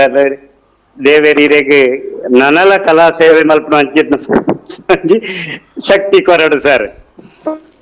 ಇವರು ಸಂಜೀವ ಅಂತ ಇವ್ರ ಹೆಸರು. ಬಂಟ್ವಾಳ ತೋಟಗಾರಿಕೆ ಇಲಾಖೆಯಲ್ಲಿ ಸಹಾಯಕ ನಿರ್ದೇಶಕರಾಗಿ ಮತ್ತೆ ಅವರು ಪದೋನ್ನತ ಹೊಂದಿ ಬೇರೆ ಬೇರೆ ಈಗ ಎಲ್ಲಿದ್ದಾರೆ ಅಂತ ಗೊತ್ತಿಲ್ಲ, ಕೇಳುವ ಅವರಲ್ಲಿ. ಪ್ರಪ್ರಥಮ ಬಾರಿಗೆ ಸಾವಯವ ಕೃಷಿ ವಿಜಯ ಎನ್ನುವಂತಹ ಪ್ರಸಂಗ ರಚನೆ ಆದಾಗ ಇದನ್ನು ನಮ್ಮಲ್ಲೇ ಪ್ರದರ್ಶನ ಮಾಡುವ ಇಂಥ ವಿಷಯಗಳು ಅದರಲ್ಲಿ ಇರಲಿ ಎನ್ನುವಂತಹ ಒಂದು ನನಗೆ ಸ್ವಲ್ಪ ಮಾರ್ಗದರ್ಶನ ಮಾಡಿದವರು ಕೂಡ ಅವರು. ಆ ನಂತರ ಒಂದು 2-3 ಕಡೆಯಲ್ಲಿ ಬೇರೆ ಬೇರೆ ಭಾಗಗಳಲ್ಲಿ ಅದು ಪ್ರದರ್ಶನ ಆಯಿತು. ಅದನ್ನು ರಾಜ್ಯ ಮಟ್ಟಕ್ಕೆ ಕೊಂಡೋಗಬೇಕು ಅನ್ನೋಂಥ ಇರಾದೆ ಇತ್ತು. ಆದರೆ ನನಗೆ ಒಂದು ಹೆದರಿಕೆ ಇತ್ತು, ನಾನು ಬೇಡ ಅಂತ ಹೇಳಿದೆ. ಉಮೇಶ್ ಕತ್ತಿ ಅನ್ನೋರು ಮೊನ್ನೆ ಅವರು ಕೃಷಿ ಸಚಿವರಾಗಿದ್ದರು. ಅಂದರೆ ಅವರು ಈ ಬೀದಿ ನಾಟಕದ ಹಾಗೆ ಇವತ್ತು ಬೀದರ್ನಲ್ಲಿ ಮಾಡಿ, ಇವತ್ತು ನಾಳೆ ಕೊಡಗಿನಲ್ಲಿ ಮಾಡಿ ಅಂತ ಹೇಳಿದ್ರೆ ಯಕ್ಷಗಾನವನ್ನು ಹಾಗೆ ಮಾಡ್ಲಿಕ್ಕೆ ಆಗುದಿಲ್ಲ. ಹಾಗಾಗಿ ಅವರ ಬಳಿಗೆ ನಾನು ಕೊಂಡೋಗ್ಲಿಲ್ಲ. ತುಂಬಾ ಸಹಕರಿಸಿದಂತಹ ಒಬ್ಬರು ದೊಡ್ಡ ಅಧಿಕಾರಿ ನನಗೆ ಭಾರಿ ಸ್ಪಂದಿಸಿದ್ದಾರೆ. ಸಂಜೋಣ, ತಾವೀಗ ಎಲ್ಲಿದ್ದೀರಿ? ನಿಮ್ಮಷ್ಟೇ ವಯಸ್ಸಾಗಿದೆ, ನಂಗೆ ರಿಟೈರ್ಮೆಂಟ್ ಆಗಿದೆ. ಓಹೋ, ನಿವೃತ್ತ ಬದುಕಿನಲ್ಲಿ ಇದ್ದೀರಿ. ಉಡುಪಿಯಲ್ಲಿ 7 ವರ್ಷ ಕೆಲಸ ಮಾಡಿದೆ. ಅದೇ ರೀತಿಯಲ್ಲಿ ನಾವು ಬೈಂದೂರಲ್ಲಿ ಒಂದು ಸಾವಯವ ಗುಂಪು ಕೂಡ ಮಾಡಿದ್ದೇವೆ. ಖಂಡಿತವಾಗಿ ನೀವು ಮುಂದೊಂದು ದಿನ ಅಲ್ಲಿ ಪ್ರದರ್ಶನ ಕೊಡಬೇಕು ಅಂತ ವಿನಂತಿ ಮಾಡ್ಕೊತಾ ಇದ್ದೇವೆ. ನೋಡೋಣ ಸಂದರ್ಭ ಬಂದಾಗ. ನಿಮ್ಮ ನಿವೃತ್ತ ಬದುಕು ಸುಖಪ್ರದವಾಗಲೆಂದು ನಾನು ದೇವರಲ್ಲಿ ಹಾರೈಕೆ ಮಾಡ್ತೇನೆ. Thank you sir. ಕರೆ ಮಾಡಿದ್ದಕ್ಕೆ ಧನ್ಯವಾದ. ನಮಸ್ತೆ. Thank you. ಬಹುಶಃ ಅಭಿಮಾನ ಇಂದಿಗೂ ಕೂಡ ಇದೆ. ಬಹುಶಃ ಅದು ಕೂಡ ಒಂದು ವಿನೂತನವಾದ ಪರಿಕಲ್ಪನೆ. ಸರ್, ಒಂದು ಬದಲಾವಣೆಯ ಬಗ್ಗೆ ಮಾತನಾಡಿದ್ರಿ. ಆಗ ಹೇಗಿತ್ತು, ಒಂದು ಮಾತು ತಮ್ಮ ಮೂಲಕ ಬಂದು ಹೋಯಿತು. ನಾನು ಅದೇ ಬದಲಾವಣೆಯ ಬಗ್ಗೆ ಮುಂದಕ್ಕೆ ಕೇಳಬೇಕು.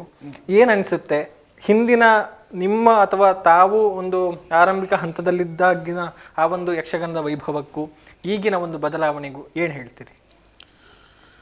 ನೋಡಿ, ಯಕ್ಷಗಾನ ಎನ್ನುವುದು ಅನಾದಿ ಕಲೆ. ಇದು ಇಂಥ ಕಾಲಘಟ್ಟದಲ್ಲಿ ಆರಂಭ ಆಗಿದೆ ಅಂತ ನಿಖರವಾಗಿ ಹೇಳುವ ಸ್ಥಿತಿ ಇಲ್ಲ. ಅನಾದಿ ಕಲೆ. ಸ್ವರೂಪ ಬೇರೆ ಇದ್ದಿರ್ಬೋದು ಆರಂಭದಲ್ಲಿ. ಅದು ಸ್ವಲ್ಪ ಶಿಷ್ಟ ಕಲೆ ಆಯಿತು, ಆಮೇಲೆ ಜನಪದ ಕಲೆ ಅಂತ ಏನೋ ಬೇರೆ ಬೇರೆ ಹೆಸರನ್ನು ಇಟ್ಟುಕೊಂಡಿತು. ಇದು ಪರಂಪರೆಯ ಒಂದು ಹಿನ್ನೆಲೆಯನ್ನು ಇಟ್ಟುಕೊಂಡು ಹುಟ್ಟಿಕೊಂಡಂತಹ ಒಂದು ಕಲೆ. ಪರಿವರ್ತನೆ ಜಗದ ನಿಯಮ, ಬದಲಾವಣೆ ಆಗಿಯೇ ಆಗ್ತದೆ ನಿರಂತರ. ಹೌದು. ಆದರೆ ಅದಕ್ಕೆ ಮೂಲ ಸ್ವರೂಪಕ್ಕೆ ಭಂಗ ಬಾರದ ರೀತಿಯಲ್ಲಿ ಪರಿವರ್ತನೆ ಆದರೆ ಉತ್ತಮ. ಮೂಲ ಸ್ವರೂಪ ಅದೇ ಇರಬೇಕು. ಮತ್ತೆ ಅದರಲ್ಲಿ ಸ್ವಲ್ಪ ಅಂತ ಬದಲಾವಣೆಗಳು ಆಗ್ತಾ ಬಂದಿದೆ ಯಕ್ಷಗಾನದಲ್ಲಿ. ಪುರಾಣ ಪ್ರಸಂಗಗಳನ್ನೇ ಆಡ್ತಿದ್ದ ಕಾಲ ಇತ್ತು, ಮತ್ತೆ ಬದಲಾವಣೆಯಾಗಿ ಅದು ಡೇರೆ ಮೇಳ ವಾಣಿಜ್ಯ ಮೇಳವಾಯಿತು. ಕೆಲವಾರು ಪೌರಾಣಿಕ ಪ್ರಸಂಗಗಳನ್ನು ಬಿಟ್ಟು ಐತಿಹಾಸಿಕ ವ್ಯಕ್ತಿಗಳನ್ನು, ಉದಾಹರಣೆಗೆ ಕೋಟಿ ಚೆನ್ನೈರು, ಕಾಂತಾಬಾರೆ, ತುಳುನಾಡ ಸಿರಿ ಇಂಥ ವ್ಯಕ್ತಿಗಳ ಪರಿಚಯ ಮಾಡುವಂತಹ ಪ್ರಸಂಗಗಳು ಬಂತು. ಎಲ್ಲಿವರೆಗೆ ಬಂತು ಅಂದರೆ ಕಾಡುಗಳ ವೀರಪ್ಪನವರೆಗೆ ಬಂತು. ಜನರು ಸ್ವೀಕಾರ ಮಾಡಿದ್ದಾರೆ. ಒಂದು ಭಾಗದ ಒಂದು ವರ್ಗದ ವ್ಯಕ್ತಿಗಳು ಯಕ್ಷಗಾನದ ಇದು ಕುಲ ಕೆಡಿಸ್ತಾ ಇದ್ದಾರೆ ಎನ್ನುವಂಥ ಆರೋಪಗಳು ಬಂತು. ಜನಾಕರ್ಷಣೆ ಆಗಬೇಕಿದ್ರೆ, ಒಂದು ಡೇರೆ ಮೇಳ ಒಂದು 60 ಮಂದಿ ಕಲಾವಿದರ ಜೀವನೋಪಾಯವನ್ನು ಮಾಡಬೇಕಿದ್ರೆ, ಆ ಮೇಳ ನಡಿಬೇಕಿದ್ರೆ, ಮುಂದೆ ಹೋಗಬೇಕಿದ್ರೆ ಆರ್ಥಿಕ ಸಂಪನ್ಮೂಲಗಳು ಬೇಕು. ಆರ್ಥಿಕ ಸಂಪನ್ಮೂಲಕ್ಕೆ ಹಿಂದಿನ ಪೌರಾಣಿಕ ಕಥಾಭಾಗವನ್ನೇ ಇಟ್ಕೊಂಡು ಆಡಿದರೆ ಜನಾಕರ್ಷಣೆ ಅದಕ್ಕೆ ಅಷ್ಟೊಂದು ಇಲ್ಲ, ಕಡಿಮೆ ಆಗ್ತಾ ಬರ್ತದೆ ಕಾಲಕ್ರಮೇಣ. ಉದಾಹರಣೆಗೆ ಕಟೀಲು ಮೇಳದಲ್ಲಿ ಈಗ ದೇವಿ ಮಹಾತ್ಮೆ ಆಟ ಆಗ್ತೈತೆ.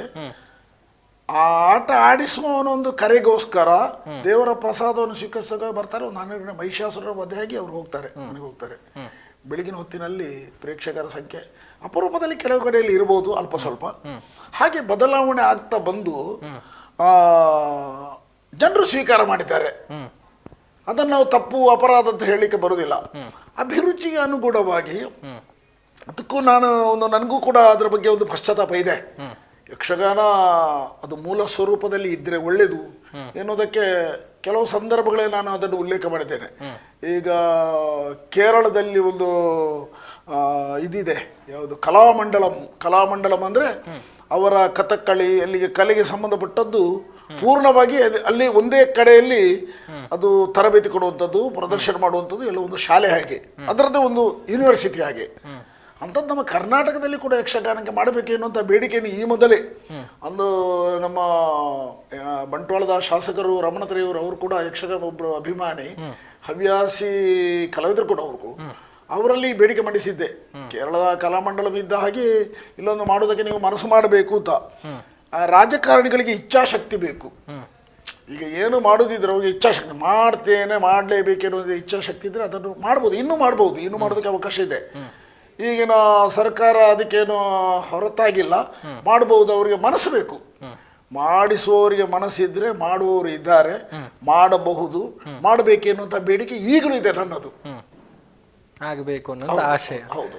ಓಕೆ ಸರ್, ಅದರ ಜೊತೆಗೆ ಒಂದೊಂದಷ್ಟು ಧಾರ್ಮಿಕ ಕ್ಷೇತ್ರದಲ್ಲಿ ತೊಡಗಿಸಿಕೊಂಡಿದ್ದೀರಿ, ಒಂದೊಂದಷ್ಟು ಕೆಲವೊಂದು ಸಂಸ್ಥೆಗಳನ್ನು ಹುಟ್ಟು ಹಾಕಿದ್ದೀರಿ, ಮುಂದುವರಿಸ್ತಾ ಇದ್ದೀರಿ. ಈ ಒಂದು ಕೆಲಸಗಳ ಬಗ್ಗೆ ಮಾತನಾಡೋದಿದ್ರೆ. ಧಾರ್ಮಿಕ ಎನ್ನುವುದು ನೋಡಿ, ಯಕ್ಷಗಾನ ಎನ್ನುವುದು ಧಾರ್ಮಿಕ ಹಿನ್ನೆಲೆಯಲ್ಲೇ ಬರುವಂಥದ್ದು, ಜೊತೆಗಿರುವಂಥದ್ದು. ಹೌದು. ಈಗ ಯಕ್ಷಗಾನ ಮೇಳಗಳು ಹಿಂದೆ ಕೂಡ ಒಂದು ದೇವಸ್ಥಾನದಿಂದಲೂ ಹೊರಟಿತ್ತು. ಅದು ಧಾರ್ಮಿಕ ಕ್ಷೇತ್ರಕ್ಕೆ ಅದೊಂದು ಅಡಿಪಾಯ. ಒಂದು ಯಕ್ಷಗಾನ ಮೇಳ ಒಂದು ದೇವಸ್ಥಾನದಿಂದ ಹೊರಟಿದೆ ಅಂದರೆ ಆ ಕ್ಷೇತ್ರದ ಪರಿಚಯ ನಾಡಿನಾದ್ಯಂತ ಹೋಗ್ತದೆ. ಧರ್ಮ ಪ್ರಸಾರಕ್ಕಾಗಿ ಇರುವಂಥದ್ದು ಯಕ್ಷಗಾನ. ಅದು ಧಾರ್ಮಿಕ ಕ್ಷೇತ್ರದ ಒಂದು ಅಂಗ. ಅದು ಸ್ವಾಭಾವಿಕವಾಗಿ ನಮಗೆ ರಕ್ತಗತವಾಗಿ ಅದರ ಮೇಲೆ ಅಭಿಮಾನ, ಗೌರವ, ಭಯ, ಭಕ್ತಿ ಎಲ್ಲ ಬರುವುದು ಅದರಿಂದಾಗಿ. ಆ ಕಾರಣದಿಂದಾಗಿ ಧಾರ್ಮಿಕ ಕ್ಷೇತ್ರದ ಒಲವು ನನ್ನದು ಹೆಚ್ಚು ಉಂಟು.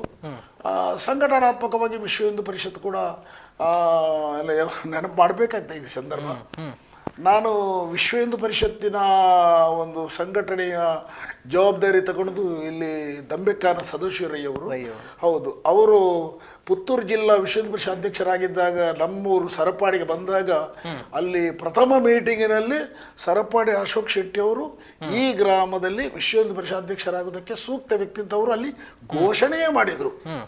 ನಮಗೊಂದು ಜವಾಬ್ದಾರಿ ಕೊಟ್ಟ ಮೇಲೆ ಮತ್ತೆ ಅದರಲ್ಲಿ ಹಿಂದೆ ತಿರುಗಿ ನೋಡ್ಲಿಕ್ಕಿಲ್ಲ, ಕಷ್ಟವೋ ನಷ್ಟವೋ ಅದು ನೋಡ್ಲಿಕ್ಕಿಲ್ಲ, ಮುಂದುವರಿಯುವುದೇ. ಹಾಗೆ ಮುಂದುವರಿಯುತ್ತಾ ವಿಶ್ವ ಹಿಂದೂ ಪರಿಷತ್ತಿನ ನಾನಾ ಜವಾಬ್ದಾರಿಗಳನ್ನು ತಗೊಂಡು ತಾಲೂಕು ಮಟ್ಟದಲ್ಲಿ ಜವಾಬ್ದಾರಿಯಲ್ಲಿ ತಾಲೂಕು ಅಧ್ಯಕ್ಷರಾಗಿ, ಆಮೇಲೆ ಜಿಲ್ಲಾ ಮಟ್ಟದಲ್ಲಿ ದಕ್ಷಿಣ ಕನ್ನಡ ಪುತ್ತೂರು ಜಿಲ್ಲಾ ವಿಶ್ವ ಹಿಂದೂ ಪರಿಷತ್ತಿನ ಗೋರಕ್ಷ ಪ್ರಮುಖನಾಗಿ ವಿವಿಧ ಜವಾಬ್ದಾರಿಗಳು ವಹಿಸಿಕೊಂಡು ಸುಮ್ಮನೆ ಕೂತ್ಕೊಳ್ಳಿಲ್ಲ. ಅದರಲ್ಲೂ ಕೂಡ ಗೋರಕ್ಷಕರು ಎನ್ನುವ ನಮ್ಮ ಅದರಲ್ಲಿ ಒಂದು ಪದಾಧಿಕಾರಿಗಳಲ್ಲಿ ಅದೊಂದು ಸ್ಥಾನ ಇದೆ. ಪ್ರತಿ ಘಟಕದಲ್ಲಿ ಒಬ್ಬ ಗೋರಕ್ಷ ಇರ್ತಾರೆ. ಆ ಗೋರಕ್ಷಕರನ್ನೆಲ್ಲ ಒಂದೆಡೆ ಸೇರಿಸಿ ಗೋವಿನ ರಕ್ಷಣೆ ಮತ್ತು ಕಾನೂನಾತ್ಮಕವಾದಂಥ ಮಾಹಿತಿಗಳನ್ನು ಕೊಡುವಂಥ ಒಂದು ಜವಾಬ್ದಾರಿ ಕೆಲಸವನ್ನು ಉಪ್ಪಿನಂಗಡಿಯಲ್ಲಿ ನಾನು ಗೋರಕ್ಷಕನಾಗಿದ್ದಾಗ ಮಾಡಿದೆ, ಓಡಾಟ ಮಾಡಿದ್ದೇನೆ. ಎಷ್ಟೋ ಗೋವುಗಳ ರಕ್ಷಣೆಯ ಸಂದರ್ಭದಲ್ಲಿ ಇಲಾಖೆಯೊಂದಿಗೆ ಕೈ ಜೋಡಿಸಿ ಕಾನೂನಾತ್ಮಕವಾಗಿ ಗೋಕಳ್ಳರಿಗೆ ಶಿಕ್ಷೆ ಕೊಡುವ ನಿಟ್ಟಿನಲ್ಲಿ ತುಂಬ ಕೆಲಸ ಮಾಡಿದ್ದೇನೆ. ಆ ಗೋಪ್ರೇಮದಿಂದಾಗಿ ಅದು ಧಾರ್ಮಿಕಕ್ಕೆ ಸಂಬಂಧಪಟ್ಟ ಹಾಗೆ, ಹಾಗಾಗಿ ಇದು ರಕ್ತಗತವಾಗಿರುವಂಥ ವಿಚಾರ. ಆದ್ದರಿಂದ ನಾನು ಆ ಕ್ಷೇತ್ರವನ್ನು ಆಯ್ದುಕೊಂಡಿದ್ದೇನೆ. ಈಗ ನಮ್ಮ ಊರಿನ ಸರಪಡಿ ಶ್ರೀ ಶರಬೇಶ್ವರ ದೇವಸ್ಥಾನ ಜೀರ್ಣೋದ್ಧಾರಗೊಳ್ತಾ ಇದೆ. ಸಾಧಾರಣ ಒಂದು 6 ಕೋಟಿ ರೂಪಾಯಿ ವೆಚ್ಚದ ಅದು ದೇವಸ್ಥಾನ. ಅದರ ಒಂದು ಸಮಿತಿಯ ಒಂದು ಜವಾಬ್ದಾರಿ ಆರ್ಥಿಕ ಸಮಿತಿ ಅಧ್ಯಕ್ಷನಾಗಿ ನನ್ನನ್ನು ಮಾಡಿದ್ದಾರೆ. ಓಡಾಟ ಮಾಡ್ತಾ ಇದ್ದೇವೆ. ಏನೋ ದೇವರು ನಮ್ಮಲ್ಲಿ ಮಾಡಿಸ್ತಾರೆ, ನಾನು ಮಾಡ್ತೇನೆ ಅಂತ ಹೇಳಲಿಕ್ಕೆ ಇಲ್ಲ, ನಿಮಿತ್ತ ಅನ್ನುವಂಥ ನಾವು ನಿಮಿತ್ತ ಮಾತ್ರ, ಒಂದು ಅವಕಾಶ ಇದೆ ಅಷ್ಟೇ. ಓಕೆ, ಬಹುಶಃ ತಮ್ಮ ಎಲ್ಲ ಈ ಒಂದು ಕಲಾ ಸೇವೆ ಇರ್ಬೋದು, ಈ ಸಮಾಜ ಸೇವೆ ಇರ್ಬೋದು, ಎಲ್ಲದಕ್ಕೂ ಕೂಡ ಒಂದು ಬೆನ್ನೆಲುಬಾಗಿ ಸದಾ ಸಹಕಾರವನ್ನು ಕೊಡ್ತಾ ಇರುವಂಥದ್ದು ತಮ್ಮ ಒಂದು ಕುಟುಂಬದ ಬಗ್ಗೆ ಒಂದಷ್ಟು ಮಾಹಿತಿ. ನಾನು ನಮ್ಮ ಬಂಟ್ವಾಳ ತಾಲೂಕಿನ ಮುನ್ನಲಾಯಿ ಗುತ್ತಿ ಎನ್ನುವುದು ನನ್ನ ತಾಯಿ ಮನೆ, ನನ್ನ ದೇವರು ಎಲ್ಲ ಇರುವಂಥ ಜಾಗ. ಅದೊಂದು ಸಂಸ್ಕಾರವಂತ ಕುಟುಂಬ. ನನ್ನ ಮಡದಿ ಕೂಡ ಕುಂಬಳೆ ಹತ್ತಿರ ಕುಡಾಲು ಗುತ್ತು ಅಂತ, ಒಂದು ಗುತ್ತು ಹಿನ್ನೆಲೆಯವರು ಅಂತ ಹೇಳಿದ ಮೇಲೆ ಅಲ್ಲಿ ಧಾರ್ಮಿಕತೆ ಇದ್ದೇ ಇರ್ತದೆ. ಹೌದು, ನಾವು ಅದರಲ್ಲಿ ತೊಡಗಿಸಿಕೊಳ್ಳುವುದರಲ್ಲಿ ಇರುವಂಥದ್ದು. ಅಲ್ಲಿನ ಯಾವ ಆಚಾರ ವಿಚಾರಗಳಿದೆಯೋ ಅದನ್ನು ನಮ್ಮ ಬದುಕಿನಲ್ಲಿ ಅಳವಡಿಸಿಕೊಂಡಾಗ ತನ್ನಿಂತಾನೇ ನಮ್ಮ ಮನೆಯ ಒಂದು ಸಂಸ್ಕಾರವಂತ ಮನೆ ಆಗ್ತದೆ. ಅಂಥ ಹಿನ್ನೆಲೆಯಿಂದ ಬಂದವ ನಾನು. ನನ್ನ ತಂದೆ ಕೂಡ ಪೊಳಲಿ ಹತ್ತಿರ ಅಮ್ಮುಂಜೆ ಗುತ್ತು ಅಂತ, ಅಲ್ಲಿ ಆ ಕುಟುಂಬದವರು. ಇದು ನಮ್ಮ ಕೌಟುಂಬಿಕ ಹಿನ್ನೆಲೆ. ಮದುವೆ ಆಗಿದೆ, 2 ಮಕ್ಕಳಿದ್ದಾರೆ, ಗಂಡು ಮಗ ಮತ್ತೊಬ್ಬಳು ಹೆಣ್ಣು ಮಗಳ ಮದುವೆಯಾಗಿ ಇವತ್ತಿಗೆ ನನ್ನ ಮೊಮ್ಮಗುವಿಗೆ, ನನ್ನ ಮಗಳ ಮಗುವಿಗೆ 4 ತಿಂಗಳು. 4ನೇ ತಾರೀಕಿಗೆ ಹುಟ್ಟಿದ್ದವಳು, ಇವತ್ತು 4 ತಾರೀಕು ಇವತ್ತಿಗೆ 4 ತಿಂಗಳಾಯ್ತು ನನ್ನ ಮಗಳಿಗೆ ಮೊಮ್ಮಗಳಿಗೆ. ನನ್ನ ಮಗಳನ್ನು ನಿಮ್ಮ ಪುತ್ತೂರಿಗೆ ಕೈಕಾರ ಪುಂಡಿಕಾಯಿ ಮನೋಜ್ ಶೆಟ್ಟಿ ಮದುವೆ ಮಾಡಿಕೊಟ್ಟಿದ್ದೇನೆ. ಸಂತೋಷವಾಗಿದ್ದಾರೆ, ಸಂತೃಪ್ತಿ ಇದೆ ಕುಟುಂಬದಲ್ಲಿ. ಓಕೆ, ಯಕ್ಷಗಾನದಲ್ಲಿ ಒಂದಷ್ಟು ಬದಲಾವಣೆಗಳು ಬೇಕು ಅನ್ನುವಂಥದ್ದನ್ನ ಹೇಳುವಂಥದ್ದು, ಆಗಿರುವಂಥ ಬದಲಾವಣೆಗಳ ಬಗ್ಗೆ ತಾವು ಹೇಳಿದ್ರಿ, ಒಂದು ಪರಿವರ್ತನೆ ಜೊತೆಗೆ ಸಾಗಬೇಕಾಗತ್ತೆ ಅನ್ನುವಂಥದ್ದು. ಏನಾಗಬೇಕು ಅನ್ನುವಂಥ ತಮ್ಮ ಬಯಕೆ ಸರ್? ಹೇಗೆ ಬದಲಾದರೆ ಇನ್ನೂ ಚೆನ್ನ ಒಂದು ಕಲಾವಿದರ ಬದುಕು ಇರ್ಬೋದು, ಅಥವಾ ಒಂದು ಕಲೆಯನ್ನು ಇನ್ನಷ್ಟು ಬೆಳೆಸುವಂಥದ್ದು ಇರ್ಬೋದು, ಏನಾಗಬೇಕು ತಮ್ಮ ಪ್ರಕಾರ? ಅಲ್ಲ, ಏನಾಗಬೇಕು ಅಂತ ಹೇಳಿದರೆ ಪಟ್ಟಿ ಉದ್ದ ಇರ್ಬೋದು. ಹಾಗಂತೆ ಈಗ ಒಂದು ಕೂಗು ಬಂದಿದೆ, ಏನಂದರೆ ಕಾಲಮಿತಿ ಯಕ್ಷಗಾನ. ಹೌದು, ಅದನ್ನು ಜನರು ಸ್ವೀಕಾರ ಮಾಡಿದ್ದಾರೆ ಕೂಡ. ಈಗ ನಾಳೆ ದಿನ ಕಟೀಲು ದೇವಸ್ಥಾನಕ್ಕೆ ಪೂರ್ತಿ ರಾತ್ರಿ ಯಕ್ಷಗಾನ ಆಗಲೇಬೇಕು, ಕಟೀಲು ಮೇಳದ್ದು ಎನ್ನುವಂಥ ಒಂದು ಹೋರಾಟದ ಒಂದು ಕಾರ್ಯಕ್ರಮ ನಾಳೆ ಬಜ್ಪೆಯಿಂದ ಮೆರವಣಿಗೆ ಮೂಲಕ ಹೋಗ್ತಾ ಇದ್ದಾರೆ. ನನ್ನನ್ನು ಕೂಡ ಅದಕ್ಕೆ ಕರೆದಿದ್ದಾರೆ. ಮೊನ್ನೆ ಒಂದು ಮೀಟಿಂಗ್ ಆಗಿತ್ತು, ಕರೆದಿದ್ದಾರೆ. ನನಗೆ ಅನಿವಾರ್ಯವಾಗಿ ಹೋಗ್ಲಿಕ್ಕೆ ಆಗಲಿಲ್ಲ. ಒಂದು ಭಾಗ ಕಟೀಲು ಮೇಳದ್ದು ಪೂರ್ತಿ ರಾತ್ರಿ ಬೇಕು ಅಂತ ಹೇಳಿದ್ರು, ನನಗೂ ಕೂಡ ಪೂರ್ಣ ಸಮ್ಮತಿ ಇಲ್ಲ. ಈ ಕಾಲಘಟ್ಟದಲ್ಲಿ ಪೂರ್ತಿ ರಾತ್ರಿ ಯಕ್ಷಗಾನ ನೋಡುವವರು ಇಲ್ಲ ಎನ್ನುವ ಕಾರಣಕ್ಕಾಗಿ ಅದು ಬೇಡ ಅಂತ ಹೇಳ್ತೇನೆ. ಇನ್ನೊಂದು ವಿಭಾಗದಲ್ಲಿ ನಷ್ಟವಿದೆ ಅದರಿಂದಾಗಿ ಯಕ್ಷಗಾನ ಒಂದು ಪೂರ್ತಿ ಅದನ್ನು ಆಸ್ವಾದನೆ ಮಾಡಬೇಕಿದ್ರೆ ಅದು ಆರಂಭದಿಂದಲೇ ಬೇಕು. ನಾನು ಆರಂಭದಲ್ಲಿ ಒಂದು ಉಲ್ಲೇಖ ಮಾಡಿ, ನಾನು ಕೋಡಂಗಿ ಪಾತ್ರ, ಆ ಕೋಡಂಗಿ ಪಾತ್ರ ಸಹಿತ ಅಲ್ಲಿ ಹಾಗೆ ಬರ್ತಾ ಬರ್ತಾ ಬರ್ತಾ ಬರ್ತಾ ಒಬ್ಬ ಪಾತ್ರಧಾರಿಯಾಗಿ ಬೆಳವಣಿಗೆ ಆಗೋದಕ್ಕೆ ಅದೊಂದು ಶಾಲೆ ಹಾಗೆ, ಒಂದು ಯಕ್ಷಗಾನ ಮೇಳದ್ರೆ ಒಂದು ಶಾಲೆ ಹಾಗೆ ಅವನ ಬೆಳವಣಿಗೆಗೆ ಅದೆಲ್ಲ ಪೂರಕ. ಇನ್ನು ಈ ಕಾಲಮಿತಿ ಯಕ್ಷಗಾನ ಆದಾಗ ಅದೆಲ್ಲ ಪೂರ್ವಾಂಗದೆಲ್ಲ ಕಡಿತ ಆಗ್ತದೆ. ಹೌದು, ಪ್ರಸಂಗ ನೇರವಾಗಿ ಪ್ರಸಂಗವೂ ಬರ್ತದೆ. ಅದಕ್ಕೆ ಇನ್ನು ತಯಾರಾಗುವಂತಹ ಹೊಸ ಮುಖಗಳು ಕುಂಠಿತಾಗಿ ಕಾಲಕ್ರಮೇಣ ಕಲೆಗೆ ಸ್ವಲ್ಪ ಹಿನ್ನಡೆ ಆಗುವುದಕ್ಕೆ ಸಾಧ್ಯತೆ ಇದೆ ಕಾಲಮಿತಿಯಿಂದಾಗಿ.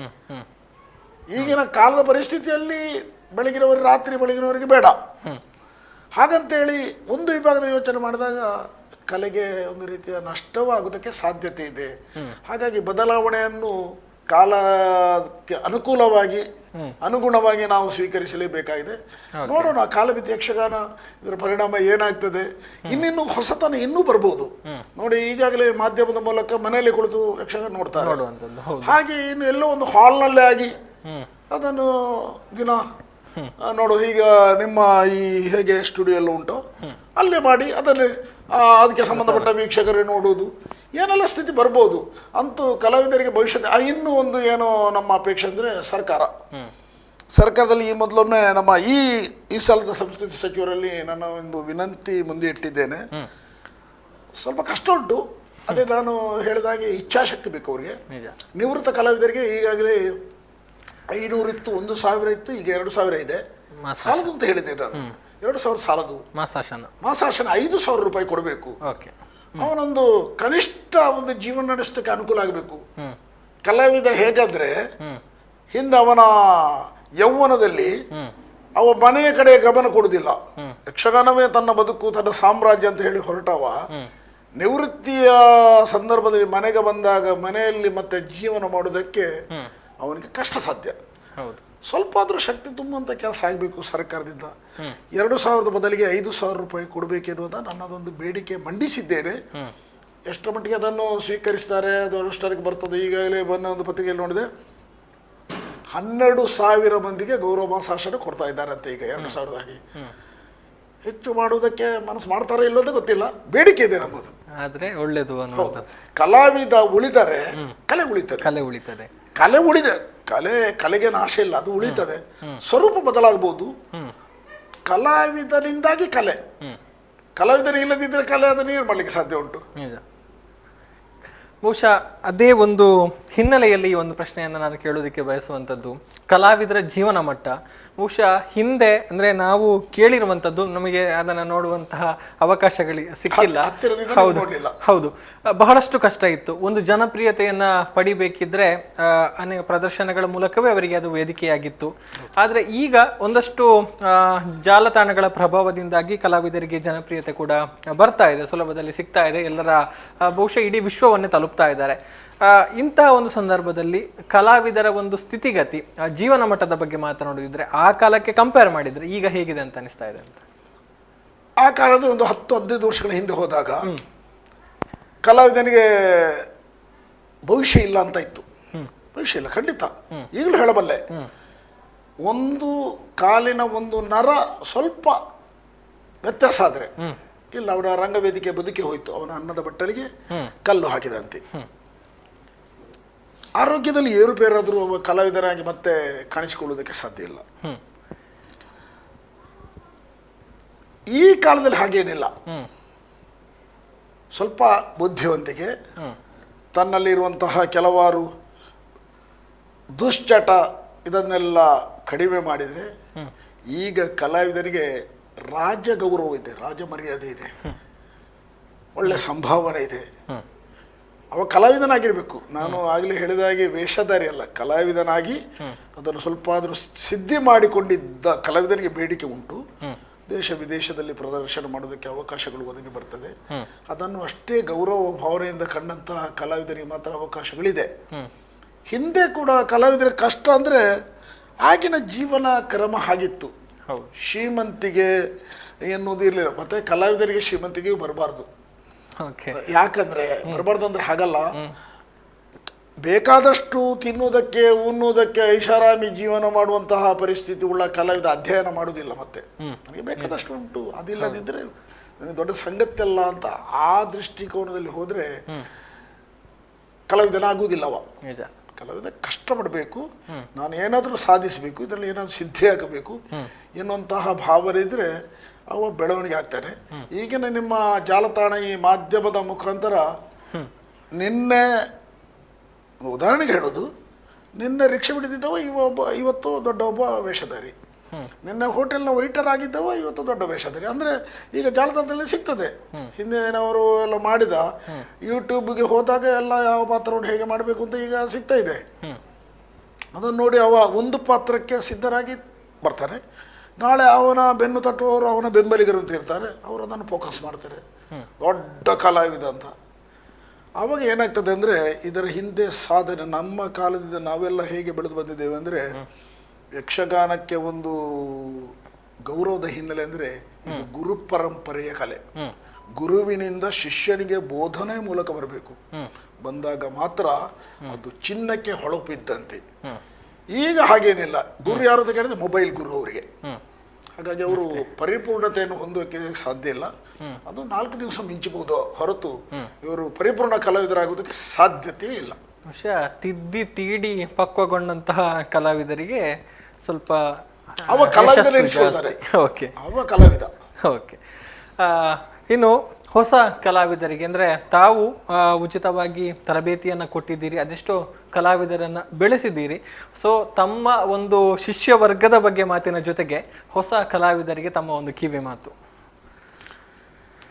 ಮಾತು ಹೇಳಿದರೆ ಹೇಳ್ಬೋದು ನಾವು. ಕೇಳಿಸಿಕೊಳ್ಳುವಷ್ಟು ಅವರಿಗೆ ಸಹನೆ ಇರಲಿಕ್ಕಿಲ್ಲ. ಯಾಕಂದರೆ ನನಗೀಗ ಉಲ್ಲೇಖ ಮಾಡಿದಂತೆ ಪ್ರಯತ್ನದೊಂದಿಗೆ ಹಿರಿಯರ ಒಂದು ಮಾರ್ಗದರ್ಶನ ಪಡ್ಕೊಳ್ಬೇಕು. ಈಗಿನ ಕಲಾವಿದರು ಹೇಗಂದರೆ ಒಂದು ವೇಷದ ಹೊತ್ತಿಗಾಗುವಾಗ ಕಾರ್ಯಕ್ರಮದ ಸಂಘಟಕ ದಾರಿ ನೋಡಬೇಕು, 10 ಹಲವು ಬಾರಿ ಕರೆ ಮಾಡಬೇಕು. ಎಲ್ಲಿದ್ದೀರಿ, ಬರ್ತಾ ಇದ್ದೀರಾ, ಬಂದಿದ್ದೀರಾ ಅಂತ ಕೇಳ್ತಾ ಇವನೇದೇ ಡವಡವ ಆಗ್ತಾ ಇರ್ತದೆ. ಅಂದರೆ ಒಂದು ಪಾತ್ರಕ್ಕೆ ಒಬ್ಬನನ್ನೇ ಅವ ಆಯ್ಕೆ ಮಾಡಿರ್ತಾನೆ, ಅವಲಂಬಿಸಿರ್ತಾರೆ. ಅವನ ಮುಖ ನೋಡುವವರೆಗೆ ಸಂಘಟಕನಿಗೆ ಸಂಕಟ ತಪ್ಪಿದ್ದಲ್ಲ. ತಮ್ಮ ಕಾಲದಲ್ಲಿ ಹೇಗಿತ್ತು ಸರ್?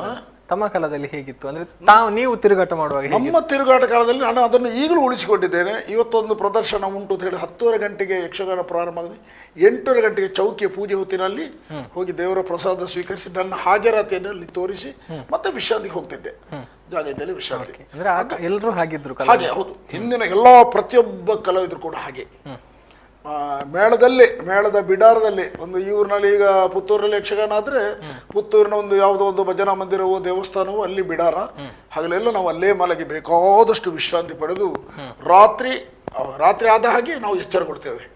ನಮ್ಮ ಎಲ್ಲ ಇದು ನಮ್ಮ ನರನಾಡಿಗಳೆಲ್ಲ ಚೇತನಗೊಳ್ತದೆ. ರಂಗಕ್ಕೆ ಹೋಗುವಾಗ ಪೂರ್ತಿ ನಾವು ನಮ್ಮ ಎಲ್ಲ ವಿಚಾರಗಳು ಮರಿತೇವೆ. ಈಗ ಬರುವ ಕಲಾವಿದರು ಏನೋ ದುಡಿದು ಕೆಲಸ ಮಾಡಿ ಬೇರೆ ಕೆಲಸದಲ್ಲಿ ಮಾಡಿ ಅವ ಹೊತ್ತಿಗಾಗ ಬರ್ತಾನೆ, ವೇಷ ಮಾಡ್ತಾನೆ, ವೇಷ ಮುಗಿಸಿ ಅದನ್ನು ಕಳಚಿ ಹೋಗ್ತಾನೆ. ಮತ್ತು ಮರುದಿವಸದ ಕೆಲಸಕ್ಕೆ ಹೋಗಬೇಕು. ಅವನಿಗೆ ಅಲ್ಲಿಗೂ ನ್ಯಾಯ ಸಿಗುವುದಿಲ್ಲ, ಇಲ್ಲಿಗೂ ನ್ಯಾಯ ಕೊಡಲಿಕ್ಕೆ ಆಗೋದಿಲ್ಲ. ಒಟ್ಟು ಕಲೆಯ ಇದು ಏನು ಅದರ ತೊಳಲಾಟಕ್ಕೆ ಅಂತ ಕಲಾವಿದರು ಕಾರಣಕರ್ತರಾಗ್ತಾ ಇದ್ದಾರೆ. ಎಲ್ಲರೂ ಈಗ ಕೆಲವರಿಗೆ ನನ್ನ ಈ ಮಾತು ಪತ್ತೆ ಆಗಲಿಕ್ಕಿಲ್ಲ. ಅಂದರೆ ನ್ಯಾಯ ಸಿಗಬೇಕು. ನಾವು ಇರುವಂತಹ ಕ್ಷೇತ್ರಕ್ಕೆ ನ್ಯಾಯ ಸಿಗಬೇಕಿದ್ರೆ ಪೂರ್ಣ ಪ್ರಮಾಣದಲ್ಲಿ ತೊಡಗಿಸಿಕೊಳ್ಬೇಕು.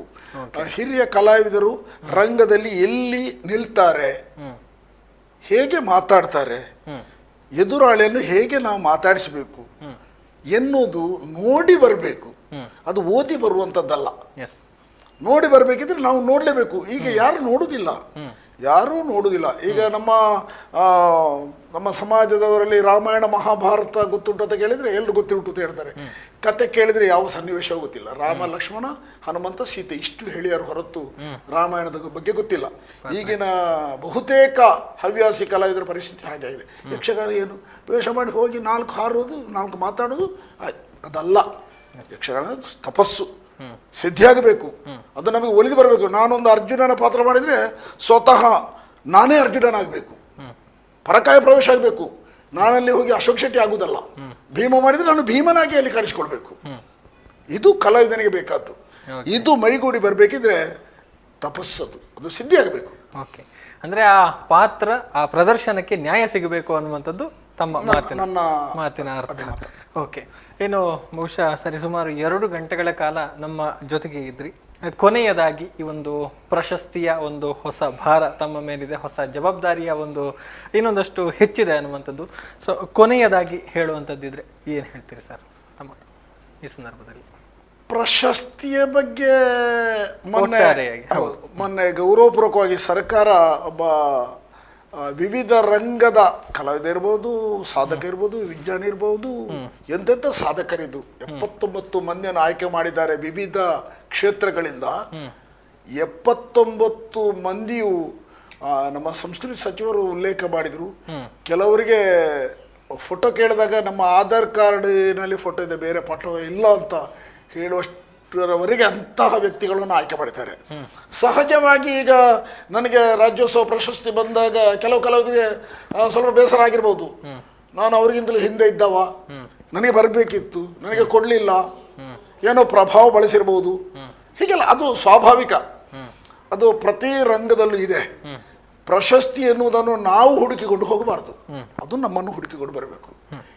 ಇದಕ್ಕೆ ನಿದರ್ಶನವಾಗಿ ನಮ್ಮ ದೇಶದ ಪ್ರಧಾನಮಂತ್ರಿ ನರೇಂದ್ರ ಮೋದಿಯವರು ಪ್ರಶಸ್ತಿ ಆಯ್ಕೆಯನ್ನು ಎಷ್ಟೊಂದು ಚೆನ್ನಾಗಿ ಮಾಡಿದ್ದಾರೆ ಅಂದರೆ, ಕಿತ್ತಳೆ ಹಣ್ಣು ವ್ಯಾಪಾರ ಮಾಡುತ್ತಿದ್ದಂತಹ ಹರೆಕಳ ಹಾಜಬ್ಬ ಅವರನ್ನು ಗುರುತಿಸಿದ್ದಾರೆ. ಯಾರು ಅವರಿಗೆ ಶಿಫಾರಸು ಮಾಡಲಿಲ್ಲ, ಇವರನ್ನು ಪದ್ಮಶ್ರೀ ಪ್ರಶಸ್ತಿಗೆ ಆಯ್ಕೆ ಮಾಡಿದ್ದ ಯಾರು ಕೇಳಿದ್ದಿಲ್ಲ. ಇಲ್ಲಿ ನಮ್ಮ ವಿಟ್ಲದ ಮಹಾಲಿಂಗ ನಾಯ್ಕ, ಹೌದು, ಆಧುನಿಕ ಭಗೀರಥ, ಅವರ ಬಗ್ಗೆ ಯಾರು ಶಿಫಾರಸು ಮಾಡಿ ಅಲ್ಲ. ಸರ್ಕಾರದಲ್ಲಿ ಒಂದು ವ್ಯವಸ್ಥೆ ಇದೆ. ಯಾವ ವ್ಯಕ್ತಿಗಳು ಸಮಾಜದಲ್ಲಿ ಆದರ್ಶಪ್ರಾಯರು, ಯಾರನ್ನು ಗೌರವಿಸಿದರೆ ಸಮಾಜಕ್ಕೆ ಉಪಯುಕ್ತತೆ ಇದೆ ಎನ್ನುವುದನ್ನು ಗುರುತಿಸುವಂಥ ವ್ಯವಸ್ಥೆ ಸರ್ಕಾರ ಮಟ್ಟದಲ್ಲಿದೆ. ಅದೇ ನರೇಂದ್ರ ಮೋದಿ ಅವರ ಕೆಳವ ಮಟ್ಟದಲ್ಲಿರುವಂಥ ರಾಜ್ಯ ಸರ್ಕಾರ ಇಲ್ಲಿ ಕೂಡ ಅದೇ ವ್ಯವಸ್ಥೆಯನ್ನು ಮಾಡಿದ್ದಾರೆ. ಇದು ಮೊನ್ನೆ ಮಾತಿನಲ್ಲಿ ಉಲ್ಲೇಖ ಕೂಡ ಮಾಡಿದ್ದಾರೆ. ಹಾಗಾಗಿ ಇದರಲ್ಲಿ ವಸೂಲಿಬಾಜಿ, ಒತ್ತಡ ಇದಕ್ಕೆ ಸರ್ಕಾರ ಮಣಿದುಕೊಟ್ಟದ್ದು ಖಂಡಿತ ಅಲ್ಲ ಅಂತ ನಾನು ಭಾವಿಸ್ತೇನೆ. ನನಗೆ ಹಿರಿಯರು ತುಂಬ ಮಂದಿ ಇರ್ಬೋದು, ಅವರಿಗೆ ಅವಕಾಶ ಯೋಗ ಇಲ್ವೋ, ನನಗೆ ಆ ಯೋಗ ಬಂತೋ ಗೊತ್ತಿಲ್ಲ. ಒಟ್ಟಿನಲ್ಲಿ ನಾನು ಈ ಪ್ರಶಸ್ತಿಗಾಗಿ ನಾನು ಈಗಾಗಲೇ ಉಲ್ಲೇಖ ಮಾಡಿದ್ದೇನೆ. ಪ್ರಶಸ್ತಿಗಾಗಿ ನಾನು ಮಾಡಿದ್ದಲ್ಲ, ನನ್ನ ಕೆಲಸ ನಿರಂತರ ಮಾಡ್ತಾ ಇರ್ತೇನೆ. ಇದು ನನ್ನೊಂದು ಕರ್ತವ್ಯ. ಈ ಪ್ರಪಂಚಕ್ಕೆ ಬಂದಿದ್ದೇವೆ ನಾವು. ನಿನ್ನೆ ಹುಟ್ಟಿದ್ದೇನೆ, ಇಂದು ಬದುಕುತ್ತಿದ್ದೇನೆ, ನಾಳೆ ಇಲ್ಲಿಂದ ಹೋಗುವ. ಹುಟ್ಟಿ ಬದುಕಿ ಸಾಯುವಲ್ಲಿವರೆಗೆ ಏನಾದರೂ ಒಂದು ಸಾಧನೆ ಮಾಡಿ 4 ಜನರು ಹೌದು ಇಂಥ ಒಬ್ಬ ವ್ಯಕ್ತಿ ಇದ್ದ ಅಂತ ಹೇಳುವಷ್ಟರವರೆಗೆ, ಅಲ್ಲಿವರೆಗಾದರೂ ನಮ್ಮೊಂದು ಬದುಕಿ ಇರಬೇಕು ಎನ್ನುವಂಥ ಆಶೆ. ಹಾಗೆ ಮಾಡಿದ್ದೇನೆ ಹೊರತು ಪ್ರಶಸ್ತಿಗಾಗಿ ಅಲ್ಲ. ಮತ್ತು ಹೇಳುವವರು ಹೇಳ್ತಾರೆ, ಸ್ವಾಭಾವಿಕ. ತನಗೆ ಸಿಗದಿದ್ದರೆ ಇನ್ನೊಬ್ಬರಿಗೆ ಸಿಕ್ಕಿದಾಗ ಅದಕ್ಕೆ ಏನೇನೋ ಬಣ್ಣ ಹಚ್ಚುವವರು ಇರ್ಬೋದು. ಇದು ನನ್ನ ಊಹನೆ. ಅಂದರೆ ಕೆಲವು ನಾವು ಸಮಾಜದಲ್ಲಿ ಇದನ್ನೆಲ್ಲ ಕೇಳಿ ನೋಡಿ ಅನುಭವಿಸಿದಂಥ ಅನುಭವಗಳಿದೆ. ಆ ದೃಷ್ಟಿಕೋನದಲ್ಲಿ ಹೇಳ್ತಿದ್ದೇನೆ. ಪ್ರಶಸ್ತಿ ಬಂದಾಗ ವಿನೀತರಾಗಿ ಸ್ವೀಕರಿಸಿದ್ದೇನೆ. ನನ್ನ ಕರ್ತವ್ಯ ಇನ್ನೂ ಹೆಚ್ಚಾಗಿದೆ, ಆದರೆ ಇನ್ನು ವಯಸ್ಸು ಕೆಳಗೆ ಬರುವುದಿಲ್ಲ. ಪ್ರಶಸ್ತಿ ಸಿಕ್ಕಿದಾಗ ವಯಸ್ಸು ಕಡಿಮೆ ಬರುವುದಿಲ್ಲ. ಇದರಲ್ಲಿ ಇನ್ನೂ ಒಂದು ಸೂಚನೆ ಇದೆ ನನ್ನ ದೃಷ್ಟಿಯಲ್ಲಿ. ಇನ್ನು ನೀವು ಕಡಿಮೆ ಮಾಡಿ, ಇನ್ನು ಸ್ವಲ್ಪ ನಿಮಗೆ ವಯಸ್ಸಾಗಿದೆ, ನಿಮ್ಮನ್ನು ಗೌರವಿಸಿದ ಅರ್ಥ ಏನಂದರೆ ಇಷ್ಟವರೆಗೆ ನೀವು ತುಂಬ ಕಷ್ಟಪಟ್ಟಿದ್ದೀರಾ, ಏನು ಸ್ವಲ್ಪ ಸುಖದ ಮುಖವನ್ನು ನೋಡುವಂಥ ಅವಕಾಶಗಳು ನಿಮಗೆ ಬರಲಿ ಎನ್ನುವ ಆ ದೃಷ್ಟಿಕೋನದಿಂದ ಕೊಟ್ಟಿರಲೂಬಹುದು ಎಂದು ಭಾವಿಸ್ತೇನೆ ನಾನು. ಇನ್ನು ಹೆಚ್ಚು ವರ್ಷ ಯಕ್ಷಗಾನದ ಈ ಕ್ಷೇತ್ರದಲ್ಲಿ ವೃತ್ತಿಪರ ಕಲಾವಿದನಾಗಿ ಮುಂದುವರಿಯುವುದಿಲ್ಲ ನಾನು. ಈಗ ಒಂದು ಮೇಳದಲ್ಲಿದ್ದೇನೆ, ಸಸಿಟ್ಲು ಭಗವತಿ ಮೇಳದಲ್ಲಿದ್ದೇನೆ. 1 ವರ್ಷದ ಮಟ್ಟಿಗೆ ಒಪ್ಪಂದದಲ್ಲಿ ಅವರ ಮೇಳಕ್ಕೆ ಹೋದ್ದು. ನನಗೆ ರಜೆ ಬೇಕಾದಾಗ ರಜೆ ಕೊಡಬೇಕು, ನಾನು ಬೇರೆ ಬೇರೆ ಚಟುವಟಿಕೆಯಲ್ಲಿ ಇದ್ದೇನೆ, ಕಾಯಮಾಗಿ ಬರುವುದಿಲ್ಲ. ಹೋದ ಮೇಲೆ ನಾನು ಅಲ್ಲಿ ಅವರ ಒಂದು ಪ್ರೀತಿಗೆ ನಾನು ಸಿಲುಕಿಕೊಂಡೆ. 1 ವರ್ಷಕ್ಕೆ ಅಂತ ಹೋದ. ಈಗ 4ನೇ ವರ್ಷದ ತಿರುಗಾಟದ ಸಿದ್ಧತೆಯಲ್ಲಿದ್ದೇನೆ. ನಾಳ್ದು ಇದೇ ತಿಂಗಳ 24ನೇ ತಾರೀಕಿಗೆ ಸಸಿಟ್ಲು ಭಗವತಿ ಮೇಳದಲ್ಲಿ ಸೇವೆ ಆಟದೊಂದಿಗೆ ಯಕ್ಷಗಾನ ಪ್ರದರ್ಶನ ಆರಂಭ ಆಗ್ತದೆ. ನೋಡೋಣ, ಆ ಕಲಾ ಸರಸ್ವತಿ ಎಲ್ಲಿವರೆಗೆ ನನ್ನನ್ನು ಕರ್ಕೊಂಡು ಹೋಗ್ತಾಳೆ ಅವಳ ಜೊತೆಯಲ್ಲಿ ಮುಂದುವರಿತೇನೆ. ನಿಮ್ಮೆಲ್ಲರ ಪ್ರೀತಿ ವಿಶ್ವಾಸ ಹೀಗೆ ಇರಲಿ ಎನ್ನುವಂತಹ ಒಂದು ಆಶಯದ ಮಾತು ನನ್ನದು. ಥ್ಯಾಂಕ್ ಯು ಸರ್, ಧನ್ಯವಾದಗಳು. ಬಹಳಷ್ಟು ವಿಚಾರಗಳನ್ನು ಹಂಚಿಕೊಂಡ್ರಿ. ಆದರೆ ಇಲ್ಲಿ ಇವರ ಬಗ್ಗೆ ತಿಳ್ಕೊಳ್ಳುವಂಥದ್ದು ಇನ್ನೊಂದಷ್ಟಿದೆ. ಆದರೆ ಸಮಯದ ಕೊರತೆಯಿಂದಾಗಿ ಮುಂದಿನ ದಿನಗಳಲ್ಲಿ ಅದನ್ನು ತಿಳಿಸುವಂಥ ಒಂದು ಪ್ರಯತ್ನ ಸಾಧ್ಯ ಆದರೆ ಸಾಕ್ಷಿ ಚಿತ್ರದ ಮೂಲಕ ಅವರ ಒಂದು ಬದುಕಿನ ಚಿತ್ರಣವನ್ನು ಕಟ್ಟಿಕೊಡುವಂಥ ಕೆಲಸವನ್ನು ಸುದ್ದಿಯ ಮೂಲಕ ಮಾಡ್ತೇವೆ ಅನ್ನುವಂಥದ್ದನ್ನು ಹೇಳ್ತಾ ಧನ್ಯವಾದಗಳು ಸರ್, ಬಂದು ತಮ್ಮ ಒಂದು ಸಮಯವನ್ನು ಕೊಟ್ಟು ಈ ಒಂದು ಕಾರ್ಯಕ್ರಮದಲ್ಲಿ ಪಾಲ್ಗೊಂಡದಕ್ಕಾಗಿ. Thank you once again. ಹಾಗೆ ನನ್ನದು ಕೂಡ ಒಂದು ಧನ್ಯವಾದ ಕೊಡಬೇಕು. ಮಧ್ಯದಲ್ಲೊಂದು ಅಡಚಣೆ ಆಯಿತು. ವೀಕ್ಷಕರು ಕೆಲವು ಕರೆ ಮಾಡುವುದಕ್ಕೆ ಪ್ರಯತ್ನಪಟ್ಟು ವಿಫಲರಾಗಿರ್ಬೋದು. ಆದರೆ ನಾನು ಯಾವತ್ತೂ ಸಿಗ್ತೇನೆ. ನನ್ನ ದೂರವಾಣಿ ಕರೆಯನ್ನು ದಯಮಾಡಿ ಇದರಲ್ಲಿ ಒಂದು ನಮೂದಿಸಿ, ಯಾವಾಗ ಕರೆ ಮಾಡಿದರೂ ನಾನು ಅದಕ್ಕೆ ಪ್ರತಿಕ್ರಿಯಿಸ್ತೇನೆ. ಮತ್ತು ಇಲ್ಲಿಗೆ ಈ ಪುತ್ತೂರಿಗೆ ನಾನು ಈ ತಾಲೂಕಿನವನಲ್ಲ, ಆದರೂ ಇಲ್ಲಿಗೆ ಕರೆದಿದ್ದೀರಿ. ಇದು ನೀವು ಕಲೆಗೆ ಕೊಡುವಂತಹ ಒಂದು ದೊಡ್ಡ ಒಂದು ಗೌರವ ಅಂತ ಭಾವಿಸ್ತೇನೆ. ನಿಮ್ಮ ಈ ಸುದ್ದಿ ವಾಹಿನಿಯ ಮೂಲಕ ವೀಕ್ಷಕರಿಗೆ ನೋಡೋದಕ್ಕೆ ಈಗ ಕೇಳದಿದ್ದರೂ ಬಿಡುವಿದ್ದಾಗ ಕೇಳುವಂಥ ಅವಕಾಶಗಳು ಇದರಲ್ಲಿದೆ. ಮಾತಿನಲ್ಲಿ ವ್ಯತ್ಯಾಸಗಳಿರ್ಬೋದು. ಕ್ಷಮಯಾಚಿಸ್ತಾ ನನ್ನನ್ನು ಈ ತನಕ ಪರಿಚಯಿಸಿದಂತಹ ಒಳ್ಳೆಯ ನಿಮಗೆ ಭವಿಷ್ಯ ಇದೆ. ತುಂಬ ಒಳ್ಳೆಯ ರೀತಿಯಲ್ಲಿ ಮಾತಾಡಿಸಿದ್ದೀರಿ. ಇದೇ ಸ್ವರೂಪದ ಈ ವೇದಿಕೆಯನ್ನು ಇಟ್ಟುಕೊಳ್ಳಿ. ಬೇರೆ ಬೇರೆ ಸಾಧಕರನ್ನು ಕರೆದು ಅವರ ಅನುಭವಗಳನ್ನು ಹಂಚಿಕೊಂಡು ಮೊನ್ನೆ ನಮ್ಮ ಕರ್ನಾಟಕದ ಮುಖ್ಯಮಂತ್ರಿಯವರು ಕೂಡ ಅದನ್ನೇ ಹೇಳಿದರು. ಇವತ್ತು ಸನ್ಮಾನ ಮಾಡಿ ಬಿಟ್ಟಲ್ಲಿಗೆ ಮುಗಿಲಿಲ್ಲ, ಅವರ ಸಂಬಂಧ ಇಟ್ಕೊಳ್ಬೇಕು. ಅವರ ಆ ಕ್ಷೇತ್ರದಲ್ಲಿ ಮಾಡಿದಂಥ ಸಾಧನೆಗಳನ್ನು ಕೃತಿ ರೂಪದಲ್ಲಿ ಮುಂದಕ್ಕೆ ಸಮಾಜಕ್ಕೆ ಅರ್ಪಿಸಬೇಕು ಎನ್ನುವಂಥ ಒಂದು ಮಾತನ್ನು ಹೇಳಿದ್ದಾರೆ. ಹಾಗಾಗಿ ನೀವು ಕೂಡ ಹಾಗೆ ಮಾಡಿ ಅಂತ ಹೇಳ್ತಾ ಇದ್ದೇನೆ. ಇಲ್ಲಿ ಕರೆದಂತಹ ಕಲಾವಿದರ ಒಂದು ಅನುಭವಗಳನ್ನು ದಾಖಲೀಕರಿಸಿಕೊಂಡು ಮುಂದಿನ ಜನಾಂಗಕ್ಕೆ ನಾವು ನಾಳೆ ಇದ್ದೇವೆ ಇಲ್ಲಿ ಹೋಗುತ್ತಿಲ್ಲ, ಏನಾದರೂ ಮಾದರಿಯಾಗುವಂಥದ್ದು ಇದ್ದರೆ ಅದು ಉಪಯುಕ್ತ ಆಗಬಹುದು. ನಿಮ್ಮ ಸುದ್ದಿ ವಾಹಿನಿಯ ಎಲ್ಲ ಆಡಳಿತ ವರ್ಗದವರಿಗೂ ಸಿಬ್ಬಂದಿ ವರ್ಗದವರಿಗೂ ಎಲ್ಲರಿಗೂ ಮತ್ತೊಮ್ಮೆ ಅಭಿವಂದನೆ ಸಲ್ಲಿಸ್ತೇನೆ. ಧನ್ಯವಾದಗಳು. Thank you sir, thank you. ತಮ್ಮ ಮೂಲಕ ನಡೀತಾ ಇರುವಂತಹ ಕಲಾ ಸೇವೆ, ಸಮಾಜ ಸೇವೆ ಜೊತೆಗೆ ಶಿಷ್ಯ ವರ್ಗಕ್ಕೆ ಸಿಗ್ತಾ ಇರುವಂತಹ ಮಾರ್ಗದರ್ಶನ, ಆಶೀರ್ವಾದ ಇದೇ ರೀತಿ ಸಿಗ್ತಾ ಇರಲಿ. ಕಲಾ ಮಾತೆಗೆ ಇನ್ನೊಂದಷ್ಟು ದಿನ ತಮ್ಮ ಮೂಲಕ ಸೇವೆ ಸಿಗಲಿ ಅನ್ನುವಂಥದ್ದು ನಮ್ಮ ಹಾರೈಕೆಗಳು. ಧನ್ಯವಾದಗಳು ಮತ್ತೊಮ್ಮೆ ಕಾರ್ಯಕ್ರಮದಲ್ಲಿ ಪಾಲ್ಗೊಂಡದ್ದಕ್ಕಾಗಿ. ಎಸ್ ವೀಕ್ಷಕರೇ, ಇದು ಇವತ್ತಿನ ವಿಶೇಷ. ಮುಂದಿನ ಕಾರ್ಯಕ್ರಮದ ಜೊತೆಗೆ ಇನ್ನೊಂದಷ್ಟು ಸಾಧಕರ ಜೊತೆಗೆ ಬರ್ತೇವೆ. ನೋಡ್ತಾ ಇರಿ ಸುದ್ದಿ ನ್ಯೂಸ್ ಪುತ್ತೂರು. ನಮಸ್ಕಾರ.